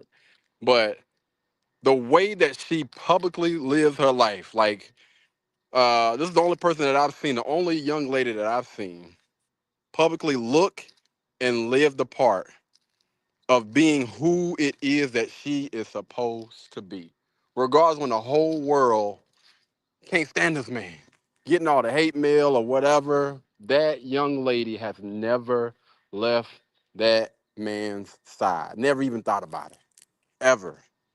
And in return, you know, she reaps all the benefits from that. But I'm saying all that to say this.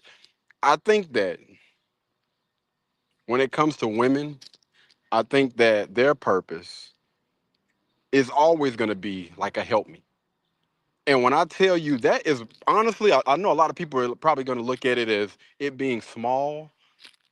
But when you think about women that know and understand their role, they really know and understand how powerful they can build a man up. When you got a guy, when you got a man that has ambition, when he has goals and everything, and he has somebody at home that knows and understands their role, that champions their man and everything, and that guy's he's gonna pour back into you. I mean, as you can see, like every chance this dude gets, he always big up his woman. Always. His woman, you know, her taking care of the children, and she reaps all the rewards and the benefits from that. But again, somebody that knows and understands what their purpose is, and it never wavers. I don't give a damn what her friends may say, because I ain't gonna lie. I've seen her podcast, and I'm not saying that, you know, her friends is that way, but they do got, I'm gonna say, them 3 or 4 tendencies in some way, shape, form, or fashion or whatever. But this young lady, I don't know who her damn coach is, who her mentor is, or whatever. The way that she carries herself, honestly, I think would be a really, really good way for her to be a leader to other women. Honestly, I think, like, hands down, from start to finish, this is how you do things. Follow her stuff step by step, and you can't go wrong. But again, it's still, even at the end of the day, I wouldn't necessarily look at that as somebody that would be a leader to men. I think that she can encourage, she can add on to, but as far as, you know, telling people how to move based on logic and everything like that, I can't honestly think of anybody like off head or anything like that. Correct me, y'all can correct me if I'm wrong. Correct me if I'm wrong. Well, like I said, I think what the choice that you made is a valid choice, but we also don't really know what happens in private. Like you said, publicly, from what you can see, that she doesn't. Uh, she How long does have how long have they been together? since high school. Have we ever heard anything? Now we do know and understand paparazzi, and we know that these people's lives are pretty much being filmed 24/7. Who's not Who's not trying to get a picture? Who's not trying to get a video of LeBron James or Savannah James? Anybody in that doggone household, like devices and everything. And what all I'm saying is, technically these people live their life. They don't have any choice but to live their life like an open book. And I believe after all those years, it would have at least been one slip up if if this thing was not real. I don't think you can fake something for that long. I honestly, I do not believe that. And the only issue that I have with this is when you have people out here that are living that type of lifestyle where both of them understand what their role is. A lot of people always want to, we don't really necessarily know how they. I doubt it, man. I have never in my life seen anybody that's been able to do this for this long since kids, since being children, growing up together or whatever, and making whatever mistakes they made, and still look at each other in that manner. Listen, I'm one of those people where I can read body language. I do really well at reading body language, and I can tell if somebody ain't really feeling you, if they ain't rocking with you, whether it's for a moment or I just don't rock with you anymore. The way that them two look at each other, like, you can't fake that, fam. I don't care who you are. You cannot fake that. She even said it. Like, listen, this guy, if he could live in he would live in my skin. I already know he would. That's love. I That's don't love for think real. and when it comes to men, if we honestly, if we can feel that type of love, if we can feel like somebody really rock with us like that, do you believe that if somebody is not giving that same thing in return, that a guy is going to continue to give that type of energy, that type of love for this long? Absolutely not. Men get tired and men get fed up as well. Like, hey man, come on now. Good grief. But you gotta listen to this also too, because I listened to what she also said too, because I was on that documentary series Starting Five, right? Yep. Yes, sir. Yeah, because she also said like that's her best friend. Like Mm-hmm. they do stuff like, of course they got the money to do that type of stuff, but like dressing up in costumes and doing all that stuff, Oh yeah, yeah. like that's like that's, let's be for real, that's kid stuff, Mm-hmm. Yeah. and that's kid stuff, and if you're able to do that with your partner at that age, that speaks more than just love. Mhm.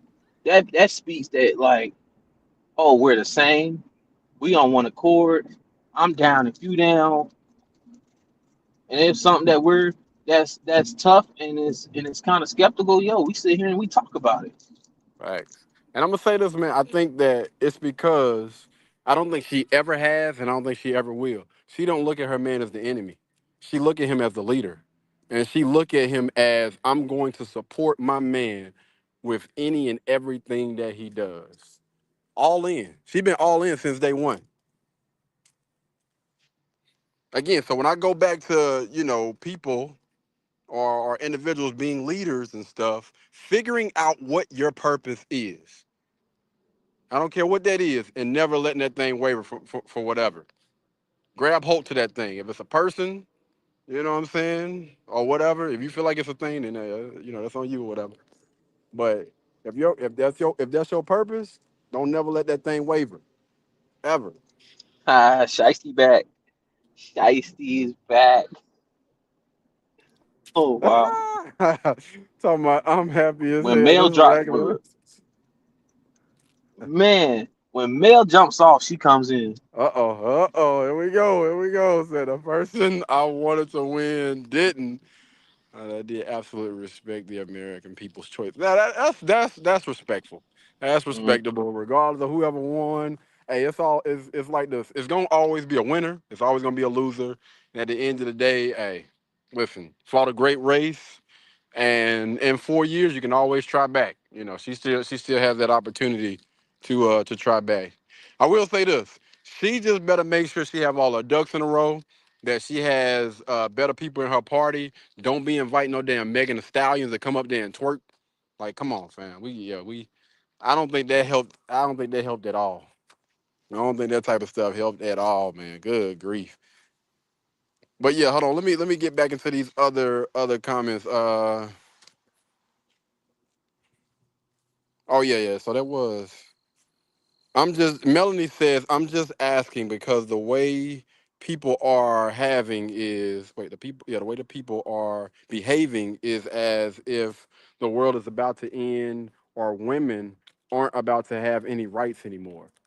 That's another. I didn't understand that either. Like I literally seen so many TikToks and videos of women bawling, crying their eyes out, and basically saying like, "I'm moving." You know what I'm saying? Like living in the United States is over. It's trash. I don't want to be here. F all men. I was like, yo, good grief. It went from black men to all men catching strays, boy. Getting uppercuts from all over the place. Like what up with that?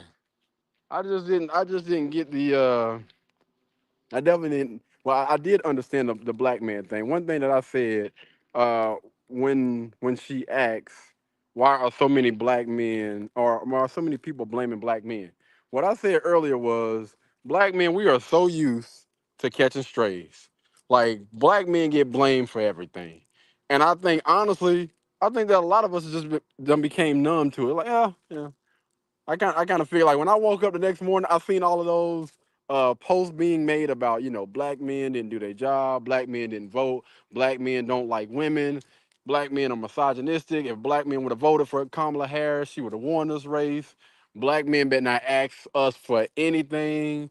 I'm talking about heads, goats, none of that. Y'all ain't getting none of that. All 2024 and 2025, all the way up to the next election, y'all are done.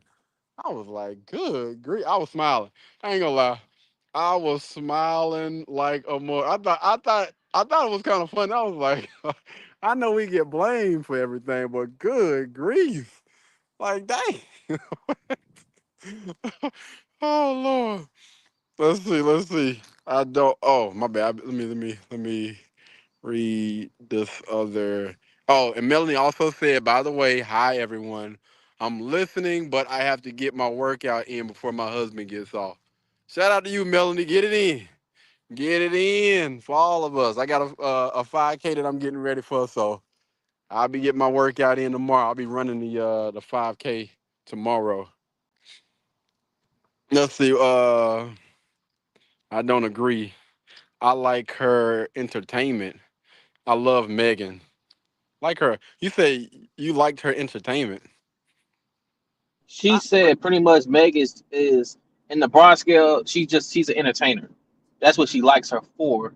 But that doesn't necessarily mean just because you like her entertainment does not mean you like her as the human being what she stands for. I don't think that she But should have brought Meg up there to speak and do that though, man. Like it's a time and place for everything. You know what I'm saying? It's a time and place for everything. And I don't think at that point that it was a good look. Because when I seen so many people, like it was a lot of people that said it, like we were leaving. Like we started leaving when we seen Meg Thee Stallion go up on stage and start twerking. People that was rocking with Kamala end up leaving. Like I'm not about to sit there and watch that mess. It was even people that came to I want to say it was Texas when Beyonce came. They say after Beyonce left or after Beyonce spoke or whatever, they were like, "Yo, it's time to go now. We getting up out of here. We getting the heck up out of here, man." I'm not scared at all. but If I bro, get look, scared, but I'll you get gotta behind look at it though, bro. Beyonce, Meg Stallion. it. Beyonce is 40 something years old. Meg's gotta be at least still in her 20s. She gotta at least still be in her 20s, if I'm not mistaken, or might be in her 30s. You gotta look. It's a complete difference. Mhm. Yeah, You yeah, I you can will see you that. will never see you will never catch Beyonce go out to a political event or campaign or a rally to do that. Is it because she got a man at home, and or do you what's your thoughts? Because She's Beyonce do got a married. She's husband. married with kids, bro. Now. All right, So is all it a right, let's mindset thing? So is it a let no. mindset Let's talk. thing? Let me cook. Let me cook. Go ahead. Check this out. You have a woman. Okay, I put it like this. Rihanna, for example. Rihanna was doing all this nudity stuff for the longest, from like the clothes that she wore and everything that the moniker that she had around herself when it came to her music, her videos, and everything. And when she became a mom, all that stuff went out the door. She stopped doing that. Beyonce maybe Beyonce. I don't know, but Beyonce could be the same thing. Like she made all this stuff, but I think Beyonce was probably never doing none of the stuff that um that Meg was doing. Like people people are on this generation is all about living in the moment and don't think about the consequences later. It's all So let about me ask you a question. Let in me ask this you a question moment. real quick. Let me ask you a question real quick. Do you think if Beyonce was the same age as Meg The Stallion, that she would have been twerking and doing the stuff that Meg The Stallion is doing, even at her age, at that I younger wouldn't think age? so. I wouldn't think so. I wouldn't So think is it a so mindset? because So is it a at once mindset thing Beyonce then? was our age. Right. That's what I'm saying. So is it a Upbringing, mindset thing? upbringing, upbringing. So again, does that not go back to when you talk about upbringing and stuff? Does that not go back into the mindset?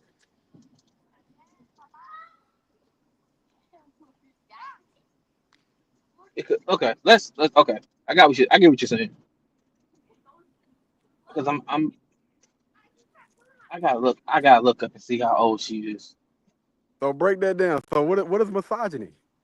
So how is that misogyny? You know, I'm a C student, so you got to break that down. Oh, she talking about you, Brody. She talking about, It's she okay. talking about I ain't nothing new. black people love twerking. Who? I'm gonna be honest with you. I'm not a fan of it. Not in public. I think that public twerking is nasty work. That's disgusting. Like That put some belongs damn. in that belongs in parties. Or you do that now. You do that for your husband.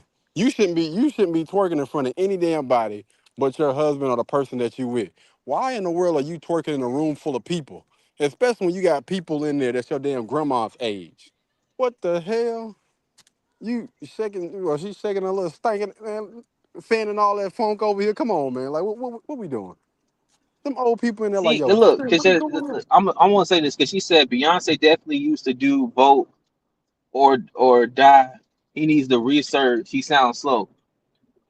Vote or die. Wait, what was Beyonce that?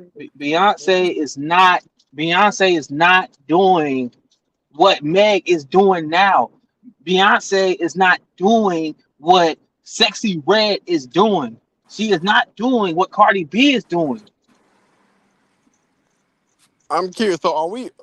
I'm just curious. I'm curious about the young lady that's coming. Are we trying to compare Beyonce and Meg The Stallion right now? I'm just curious. I'm just asking. I'm just asking the question. Are we comparing a Beyonce to a Meg The Stallion? I'm just curious. Especially, I'm just thinking about just a mindset, right? Now we got to keep in mind, Meg The Stallion has been out here sleeping with how many dudes? How many guys Meg The Stallion been sleeping with? Yeah, I'm just curious. Versus a Beyonce that done been with her man since hell anybody can remember. She only had one man she that we had know a of. boyfriend before Jay-Z, and then she had that boyfriend. He cheated on her, and then she ended up with Jay-Z. I'm still curious. I'm just asking the question. Are we When comparing the she two? get married? When she get married to Jay-Z? When she what? 25? Early. You don't know. It was pretty early.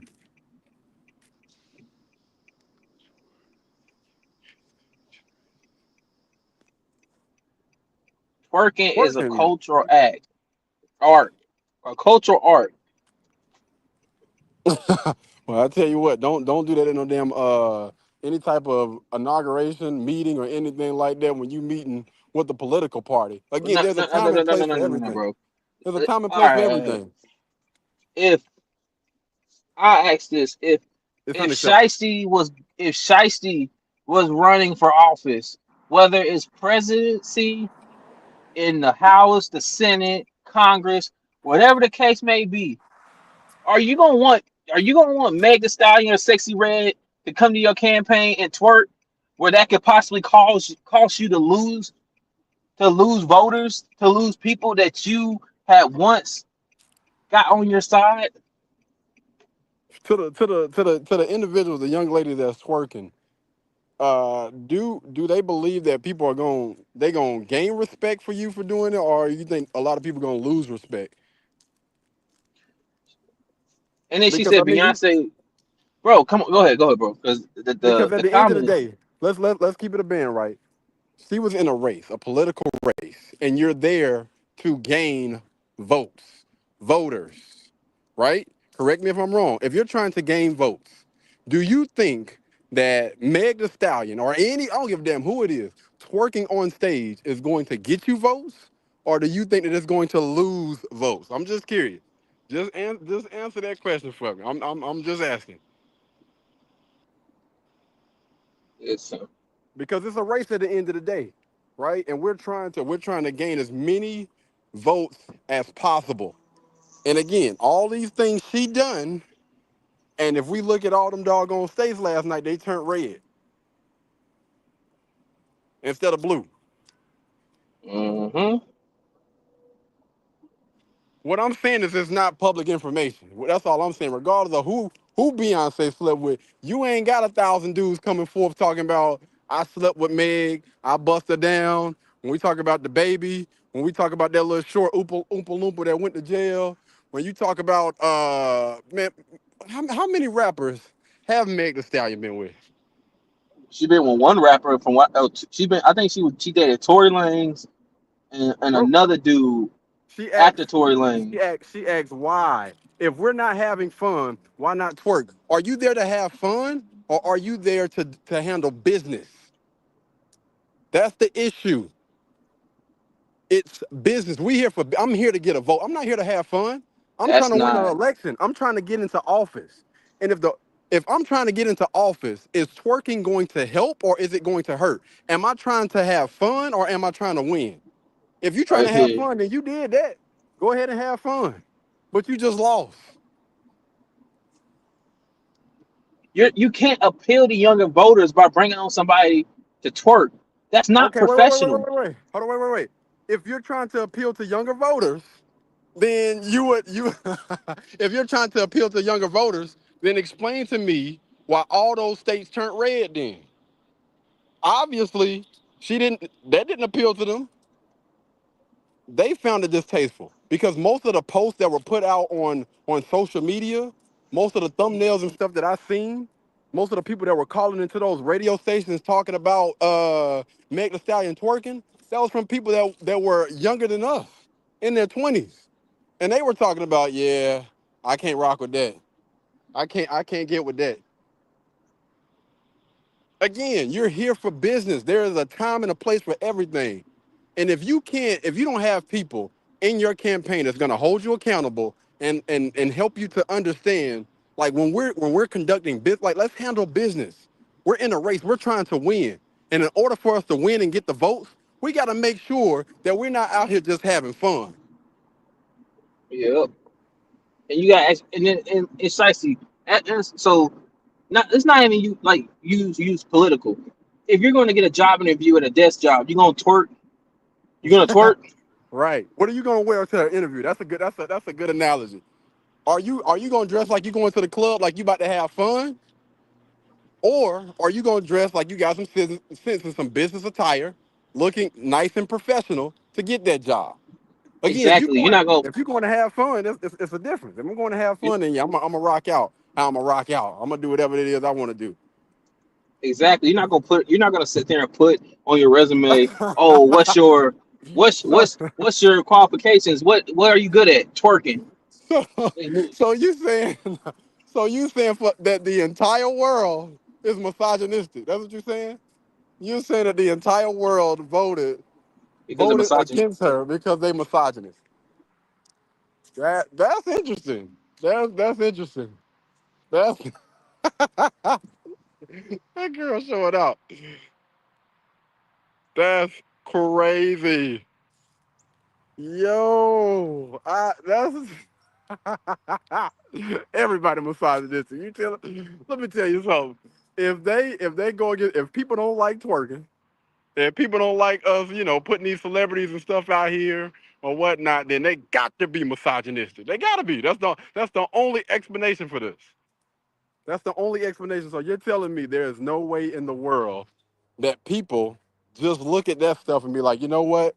I don't want this person in charge of anything if they're here just to have fun. If you here just to have fun, then you can go have fun at your house.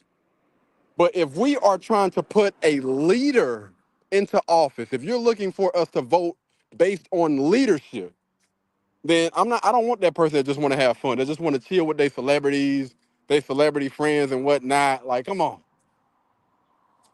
I'm just curious. Sir, please, the rally is almost like a concert. That's what she thought. That's exact, and it's unfortunate because that's exactly what she thought. And that's the reason why she lost. Because either her or somebody in her party had that mindset. Again, at the end of the day, winners are going to continue to win and losers are going to continue to lose. Because the thing about a loser is they're going to continue to make excuses and blame everybody else for why they're not winning. Winners find a way to win. And at the end of the day, either I can figure out a solution to this problem or I can just blame everybody else and say, hey, they're misogynistic. So what we are doing, this is called the Truth Podcast. What we do is we have conversations. All right, we have conversations, and you feel free to give your opinion. We don't get in our feelings about it, but we're gonna have a discussion. We're gonna ask questions at the end of the day.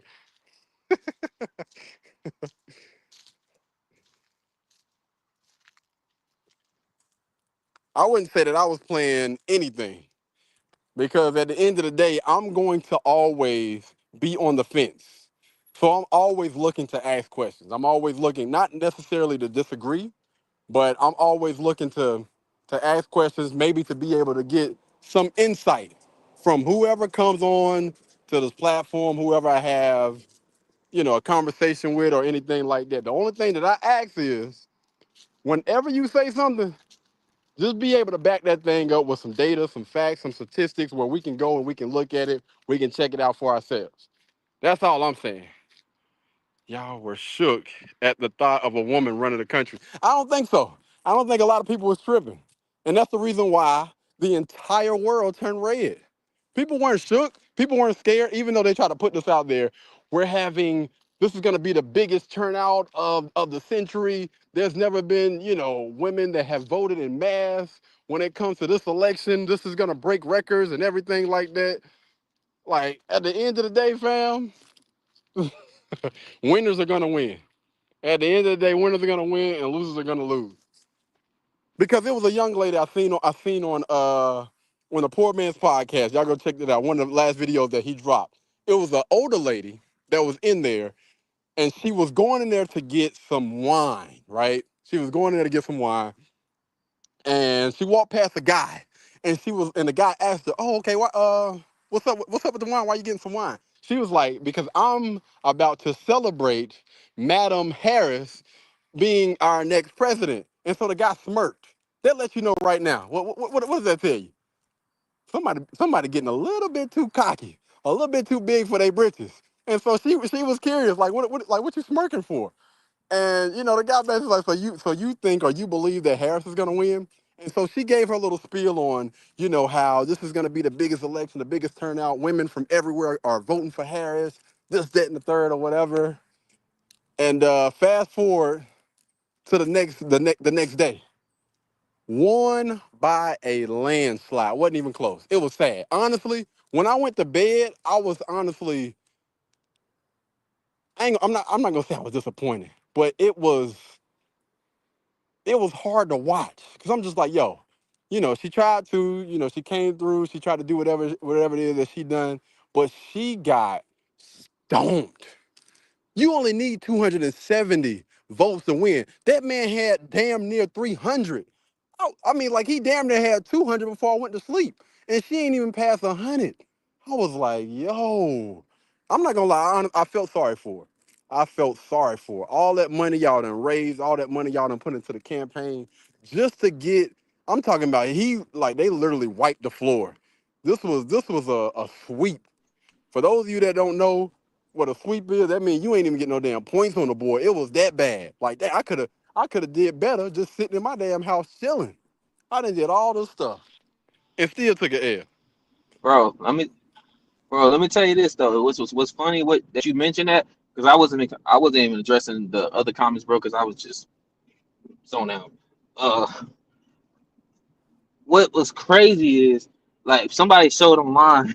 It was kind of hilarious. They kind of zoomed in on the picture, like zoomed in on our Hmm. state of North Carolina, and they zoomed in and showed like the little blue areas where she won. Wow. It was sad. I'm like, It was sad, man. Like I like me personally, I love sports. I absolutely love, and I'm obsessed with competition. I love competition. I love when people compete. I love when everything is fair and people pretty much just give their all. And at the end of the race, you know what I'm saying? Hey, if you take your L, take your L like a man, like a woman, like an adult or whatever. Shake the person's hand and just say, yo, I appreciate it. Good job, good try or whatever. But hey, did Hillary ever lose like that when she tried? uh I don't even think she did, man, I think this was like one of the worst L's in a while, bro. I can't really say, but like it seems like from the time that I started watching, it was like it was a sweep. I'm talking about when I first cut on the doggone, I was like, yo, what the hell? Why all these damn states red like this? Like, did they get something wrong? They haven't updated anything? Like, what's going on? bro. Trump had like 224 before I went to bed, bro. That's crazy. That's that's crazy, man. And then black Republicans came up with the she not black. Democrats don't care about race. But see, here's the thing, right? Uh, It and shouldn't me be and Kobe about was having race. this discussion earlier. Like, people are going to come for your nationality. Like, that's just a part of politics. If you have anything that people can come for, they gonna do it. Like, she know this. Anybody that's in politics, they know this. Barack Obama knew this. Like, you know what I'm saying? If you're gonna be the voice, or people are looking at you to be the voice for people of color, then you damn right they gonna come for that. Like, we're gonna see. Identity politics were definitely at play. It is what it is. To be honest with you, I don't give a damn. Whatever you want to call it. Identity politics, misogynistic. At the end of the day, a L is still a L. A win is still a win. Either you taking that win home or you taking that L home. Either you prepared and you did what you need to do in order to get the win, or you didn't and you took that L and you cried and you just going about your damn business, whatever. Do better next time. At the end of the day, it got to be a winner. It got to be a loser. Do better. Do better. Again, I absolutely love competition. I respect competition, and at the end, it's all about who prepares, who does a better job at that preparation. And she's saying identity politics were definitely at play. That's what they always do. It's all is This ain't nothing new. identity. That happens in every single election. This ain't nothing new. This ain't nothing new to people. They already know that when they start, on that campaign, when they trying to get votes, they already know and understand that that's going to come into play at some form at some point of time. It's gonna happen. It's gonna happen. Hey, if you can do me a favor real quick before we get up out of here, play that clip. It's a clip of I want to say it's a teacher addressing her students. I want to play that real quick before we get up out of here. We're gonna make this pretty quick. Yeah, there it is right there. Go ahead and play that. As POV, it's the morning after Election Day. All my students are Black. We don't have the time. Look at the wall. Y'all see where we are. And even for my friends in the green, and eventually my friends who will make it in the blue, unfortunately, because of the color of your skin, you got to be 3 times as good.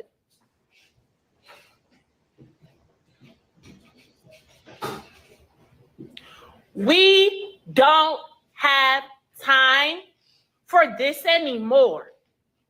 I don't have time for interruptions. I don't have time for y'all to be unfocused because y'all need to get y'all educated. This matters. And I got to make sure that y'all are prepared to be 3 times as good. To step into any room and understand that you belong to be there.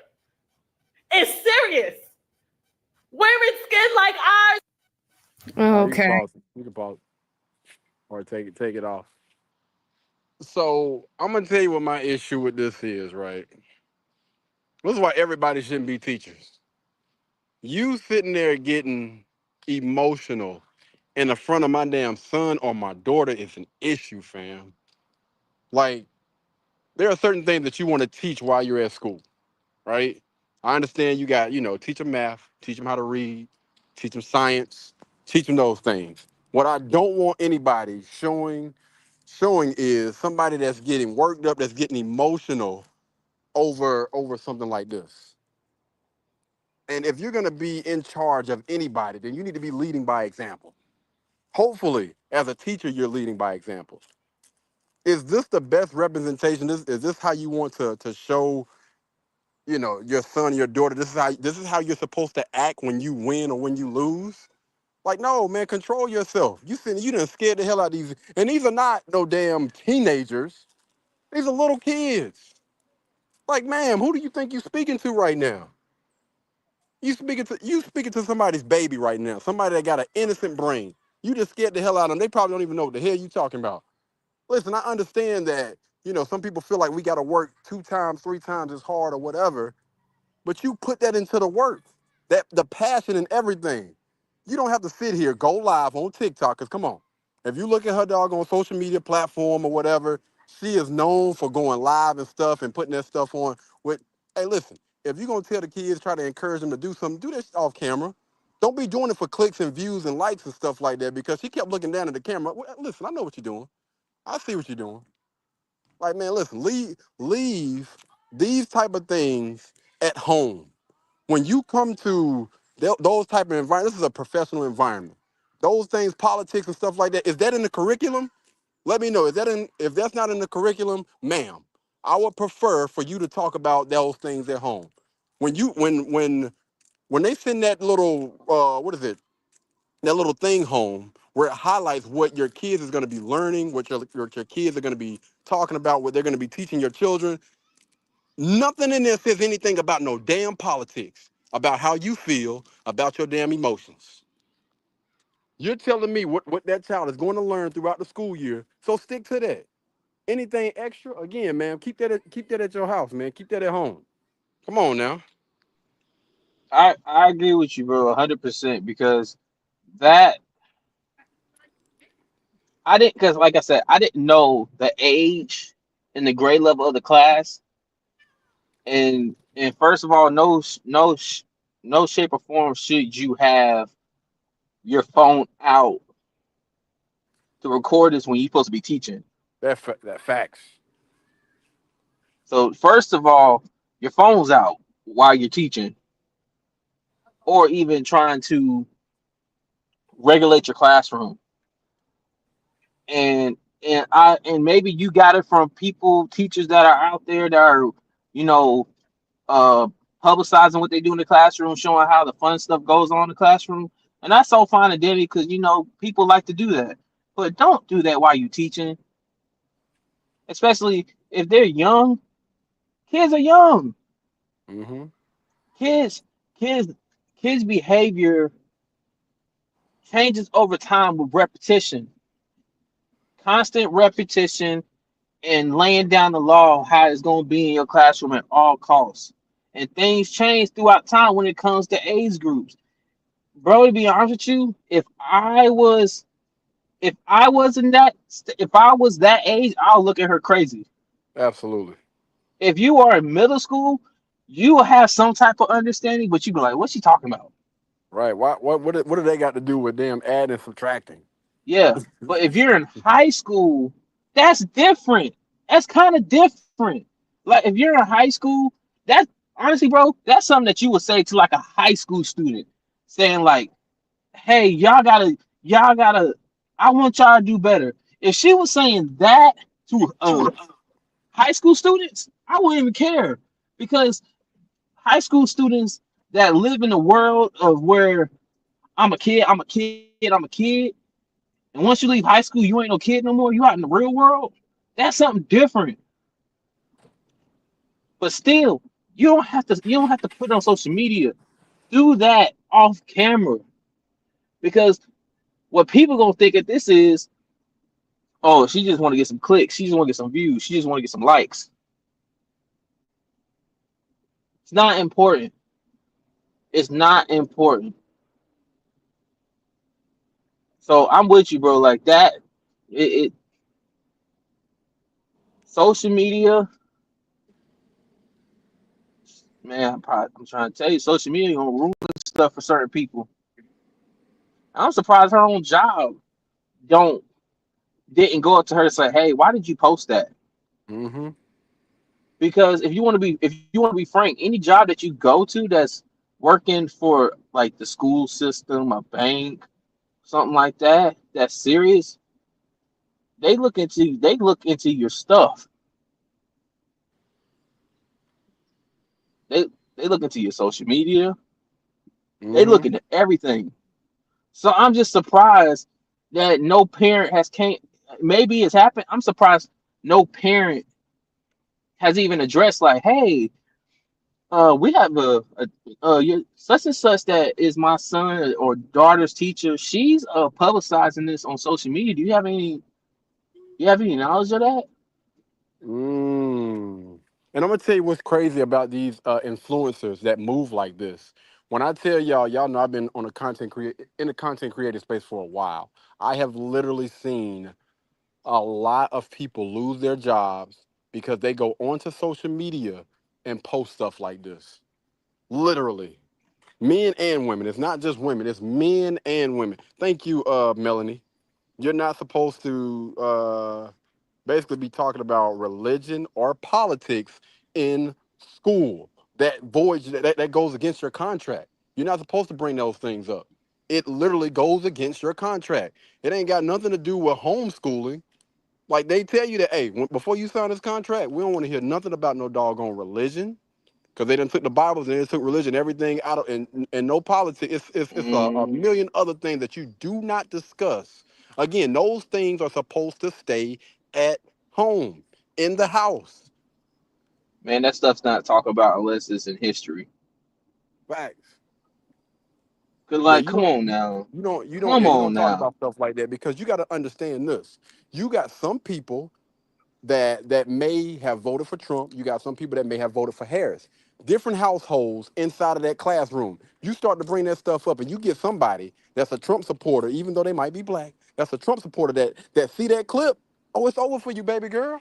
It's over. And You done lost your job now. and another Hopefully, you thing, making enough bro. money on social media. Because if you not, then you done lost your doggone income. You done Yes, lost your income. exactly. And the whole other thing in a nutshell is the same thing. You gotta say this too, bro. You talking to kids in elementary school, preschool. I'm gonna give you the main reason why that like you shouldn't be talking to them that way or about it, because they don't Mm-mm. care. They don't care. Do you think a 4, 5, or 6 year old gonna care about politics? No. Nope. That shouldn't even be their concern, man. Again, those babies' brains are innocent, man, and that's the issue that I had with that. You sitting here scaring those children. You're getting emotional. You're sitting here crying, talking about the thing that they're hearing is you don't have time. Like what? You got all these mass shootings and everything that's been. You telling me, come on, man. Like what are you doing? I'm and again, I don't wish ill will or no bad stuff on anybody. But she would be smart to take that thing down. Because I ain't even gonna say that because it's already done went viral now. It's already done went viral. And again, I done seen so many of these doggone wannabe social media influencers that get on camera that try to do this for the clicks and the views, knowing that this thing is not even covering the income and the things that you need in order to survive right now. So you done missed out. Go ahead and pull up the sponsors for today. We gonna end it in a second. But yeah, that's the issue that I'm having. My mom was a teacher, and they will fire you quick. 23 years. Right. Listen, I have aunts that are in the school system, like that are teachers. They will tell you, don't that's something that you do not speak about, you do not talk about. And my aunt is a preacher. She's a preacher. Like that's tied into, what she believes her purpose is and everything. And she's listen, they don't allow you to talk about God and stuff in schools anymore. That's an automatic no-no. Automatic no-no. Nasty work. Really is not y'all business when you have the option to homeschool. But again, listen, this is not just for the children. This is for her job safety as well. I know you say homeschooling, which I'm pretty sure a lot of people with children are definitely looking into that or whatever. But at the end of the day, it's like this. Do you want to keep your job or do you want to lose it? Was that little rant that you just went on, was it honestly worth your job? Scaring the babies. Was that worth your job? Absolutely not. You can't sit up here and try to fight it. You ain't gonna win. Shiesty say that's why nobody want to be a teacher now. I don't know. I think people still get like a pleasure, even though we know teachers don't get paid nowhere near what they're supposed to be getting paid. It's still people that got a love and got a passion for it, and they're gonna do it because they actually enjoy and they love teaching. And even though, again, my aunt was or is a pastor, she still did it because she still loves and she still enjoys teaching. You know what I'm saying? At the end of the day, and it's like this, man. You got to know that it's a time and it's a place for everything. And you need to be able to control your emotions, especially when you're dealing with somebody else's children. You're a teacher. They're there to learn, and they're picking up things from you each and every day. Uh, Regardless if you're a teacher, if you're a parent, or anything, you got children that come to you that, again, you're teaching, that seeking advice or anything, man. You're on these public platforms or you're in front of people. You need to understand, man, children's brains are like sponges. They are constantly soaking things up. And you got to make sure that your bad itch don't leak out on those children. Be the best representation of yourself.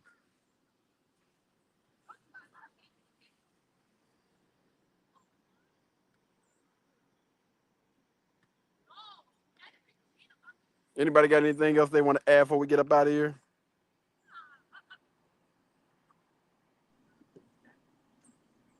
Hello? Yeah, No.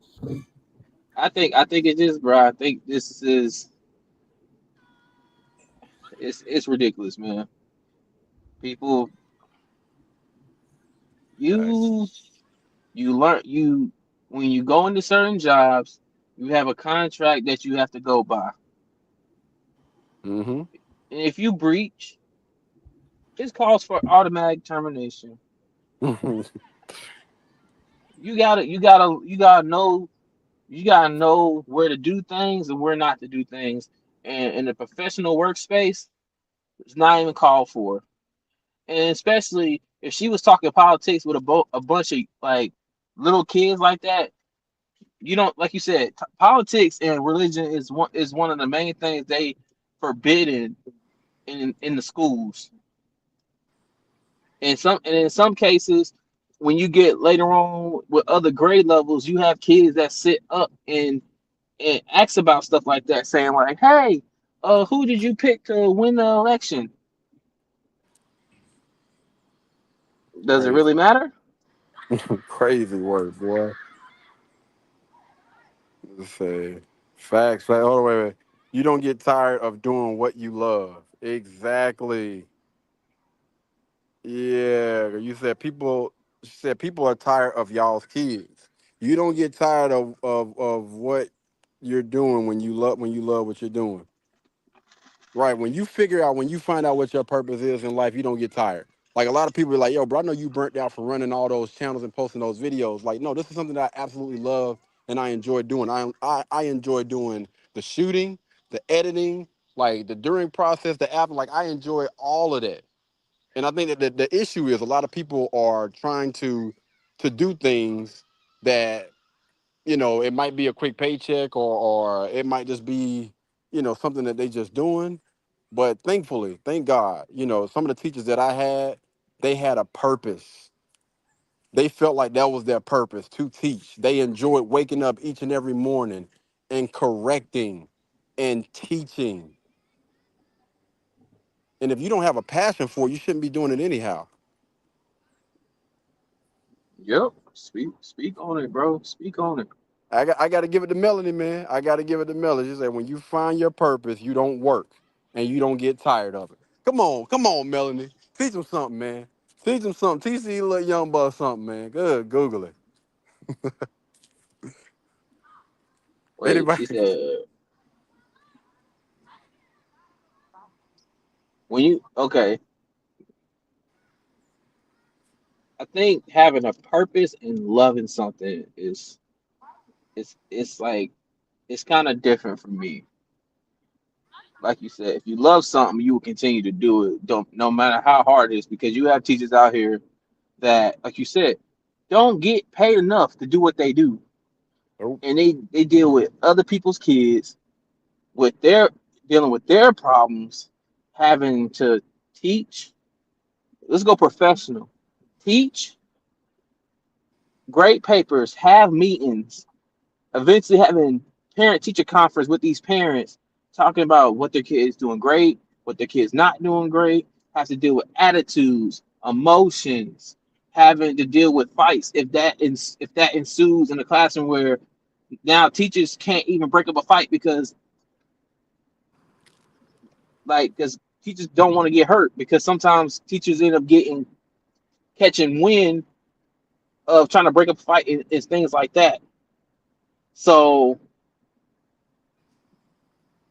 I'm just saying, you just can't do that. You can't sit here and say that somebody don't have a purpose. I feel like if you love something, you'll continuously do it. Doesn't matter how hard it is. Purpose is like, I feel like for me, if you say a purpose, like you said, certain people, they get jobs just because they got to find something just to get some money and make some money. You know what I'm saying? So you got a purpose to go get a job just because you need some money. You gotta pay bills and stuff like that. And peep game. Listen, I understand that. I understand if you need money, you know what I'm saying, you need a job, you go. I don't think that those people that need money should be teachers. Because you got to understand, like, being a teacher, that's a huge responsibility. You are literally in charge of teaching our babies, the next generation. It's a lot Pretty that goes much. behind that, man. It's I don't think, again, people take things so lightly that it's crazy. Like I can't even wrap my head around. Like, you You're a don't parent. understand. You're pretty much a parent. But The 30 what I something don't kids. understand, what I do not understand is they don't get it. Like, you don't even have to be a parent in order to understand that. Like, it's just a sense of awareness. Even when I was a child, you know what I'm saying, when I started growing up or whatever, I could tell, hey, such and such shouldn't be no doggone teacher. She out here wearing short skirts. He out here walking around with his doggone pants sagging or whatever. You shouldn't be behaving like that. That's not how, adults should be, behaving, conducting themselves or whatever. You should be somebody that I can look up to. I can't look up to you with your pants sagging, man. I want to be a respectful guy. Hey, you see what Red Pill said in the comments?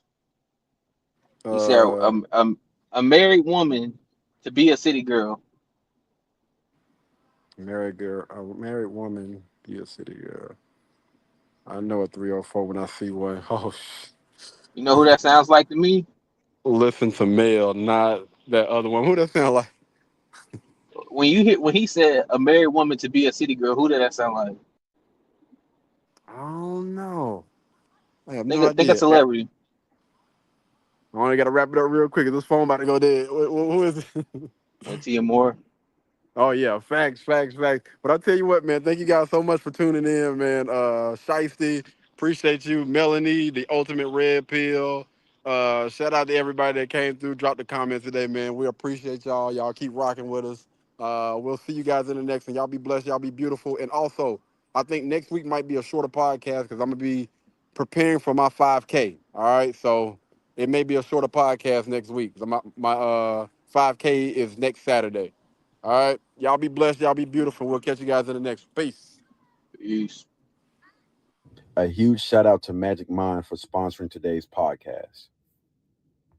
All right, guys. So y'all know that I am extremely busy, always on the go. And Magic Mind is actually a company that has been getting a lot of buzz. I believe even Joe Rogan said something about it on his podcast. A new one that they sent me called Magic Mind, and it's nootropics along with lion's mane and a bunch of functional mushrooms, and I like that one too. So the company Magic Mind actually reached out to me, and I was like, you know what? Let's check them out. So I looked at a few of the reviews and everything online. My first day on Magic Mind, I definitely noticed a big difference right off the bat. I noticed all the way throughout the day feeling much sharper, clear in the head, and ready to rock. That's probably the most valuable thing. You know, as a knowledge worker, as someone who's working in front of the computer all day, you need that time where you're focused. And Magic Mind is a thing that really seemed to work for me. So between some of the reviews that I've seen online, which was actually all positive, a lot of positive reviews online from their website, and also seen a few different reviews on YouTube. And the story was actually pretty interesting.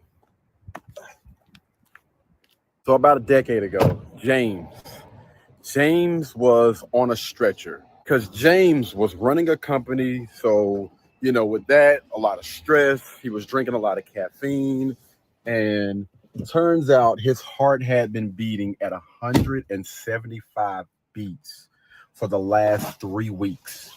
Didn't even know it. So he was basically diagnosed with a heart condition because of all of that stress and that caffeine. At the time, he didn't have any other solutions, so he actually came up with one. So a few years ago, James actually came up with Magic Mind. This is supposed to be a natural way to help you out with a lot of those things that we struggle with throughout the day. So when it comes to Magic Mind, it's supposed to have a lot of those natural ingredients. So it has a lot of things that's going to help with focus, things that's going to help with energy. And a lot of us honestly need that throughout the day. And you also use Magic Mind for less stress throughout the day. So after reading those reviews and hearing and listening to his story, I messaged Magic Mind back and I was like, you know what? Send me some over. I'm curious. They end up sending some stuff over, and I tried it out for the first day, and this is how that went. All right, guys, the time now is about 5:53 p.m. I get up early in the morning, man, so I'm a little bit on the drain side, and I have a podcast that I'm going to be doing at 11 tonight. Now, I don't want to take any naps because I still have a lot of work that I need to get done. So what we're going to do is we are going to try Magic Mind for the first time. All right. So I don't know if you're supposed to shake these things, but I'm going to shake it up, and then we're going to try it. First time trying Magic Mind. All right. I'm going to give a little bit of time for it to kick in before 11. So we'll see.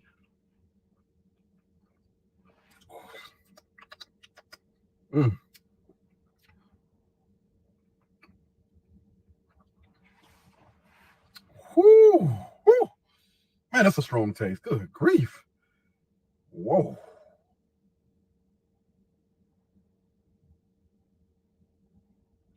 Okay. All right. To be honest with you, it was strong like while I was tasting, but I believe that's something that I can probably get used to. I believe that's something I can actually get used to. Man, I don't know if, it was the taste or what, but I do feel a lot more alert. And I'm telling you, that thing will wake you up. The taste, it will wake you up.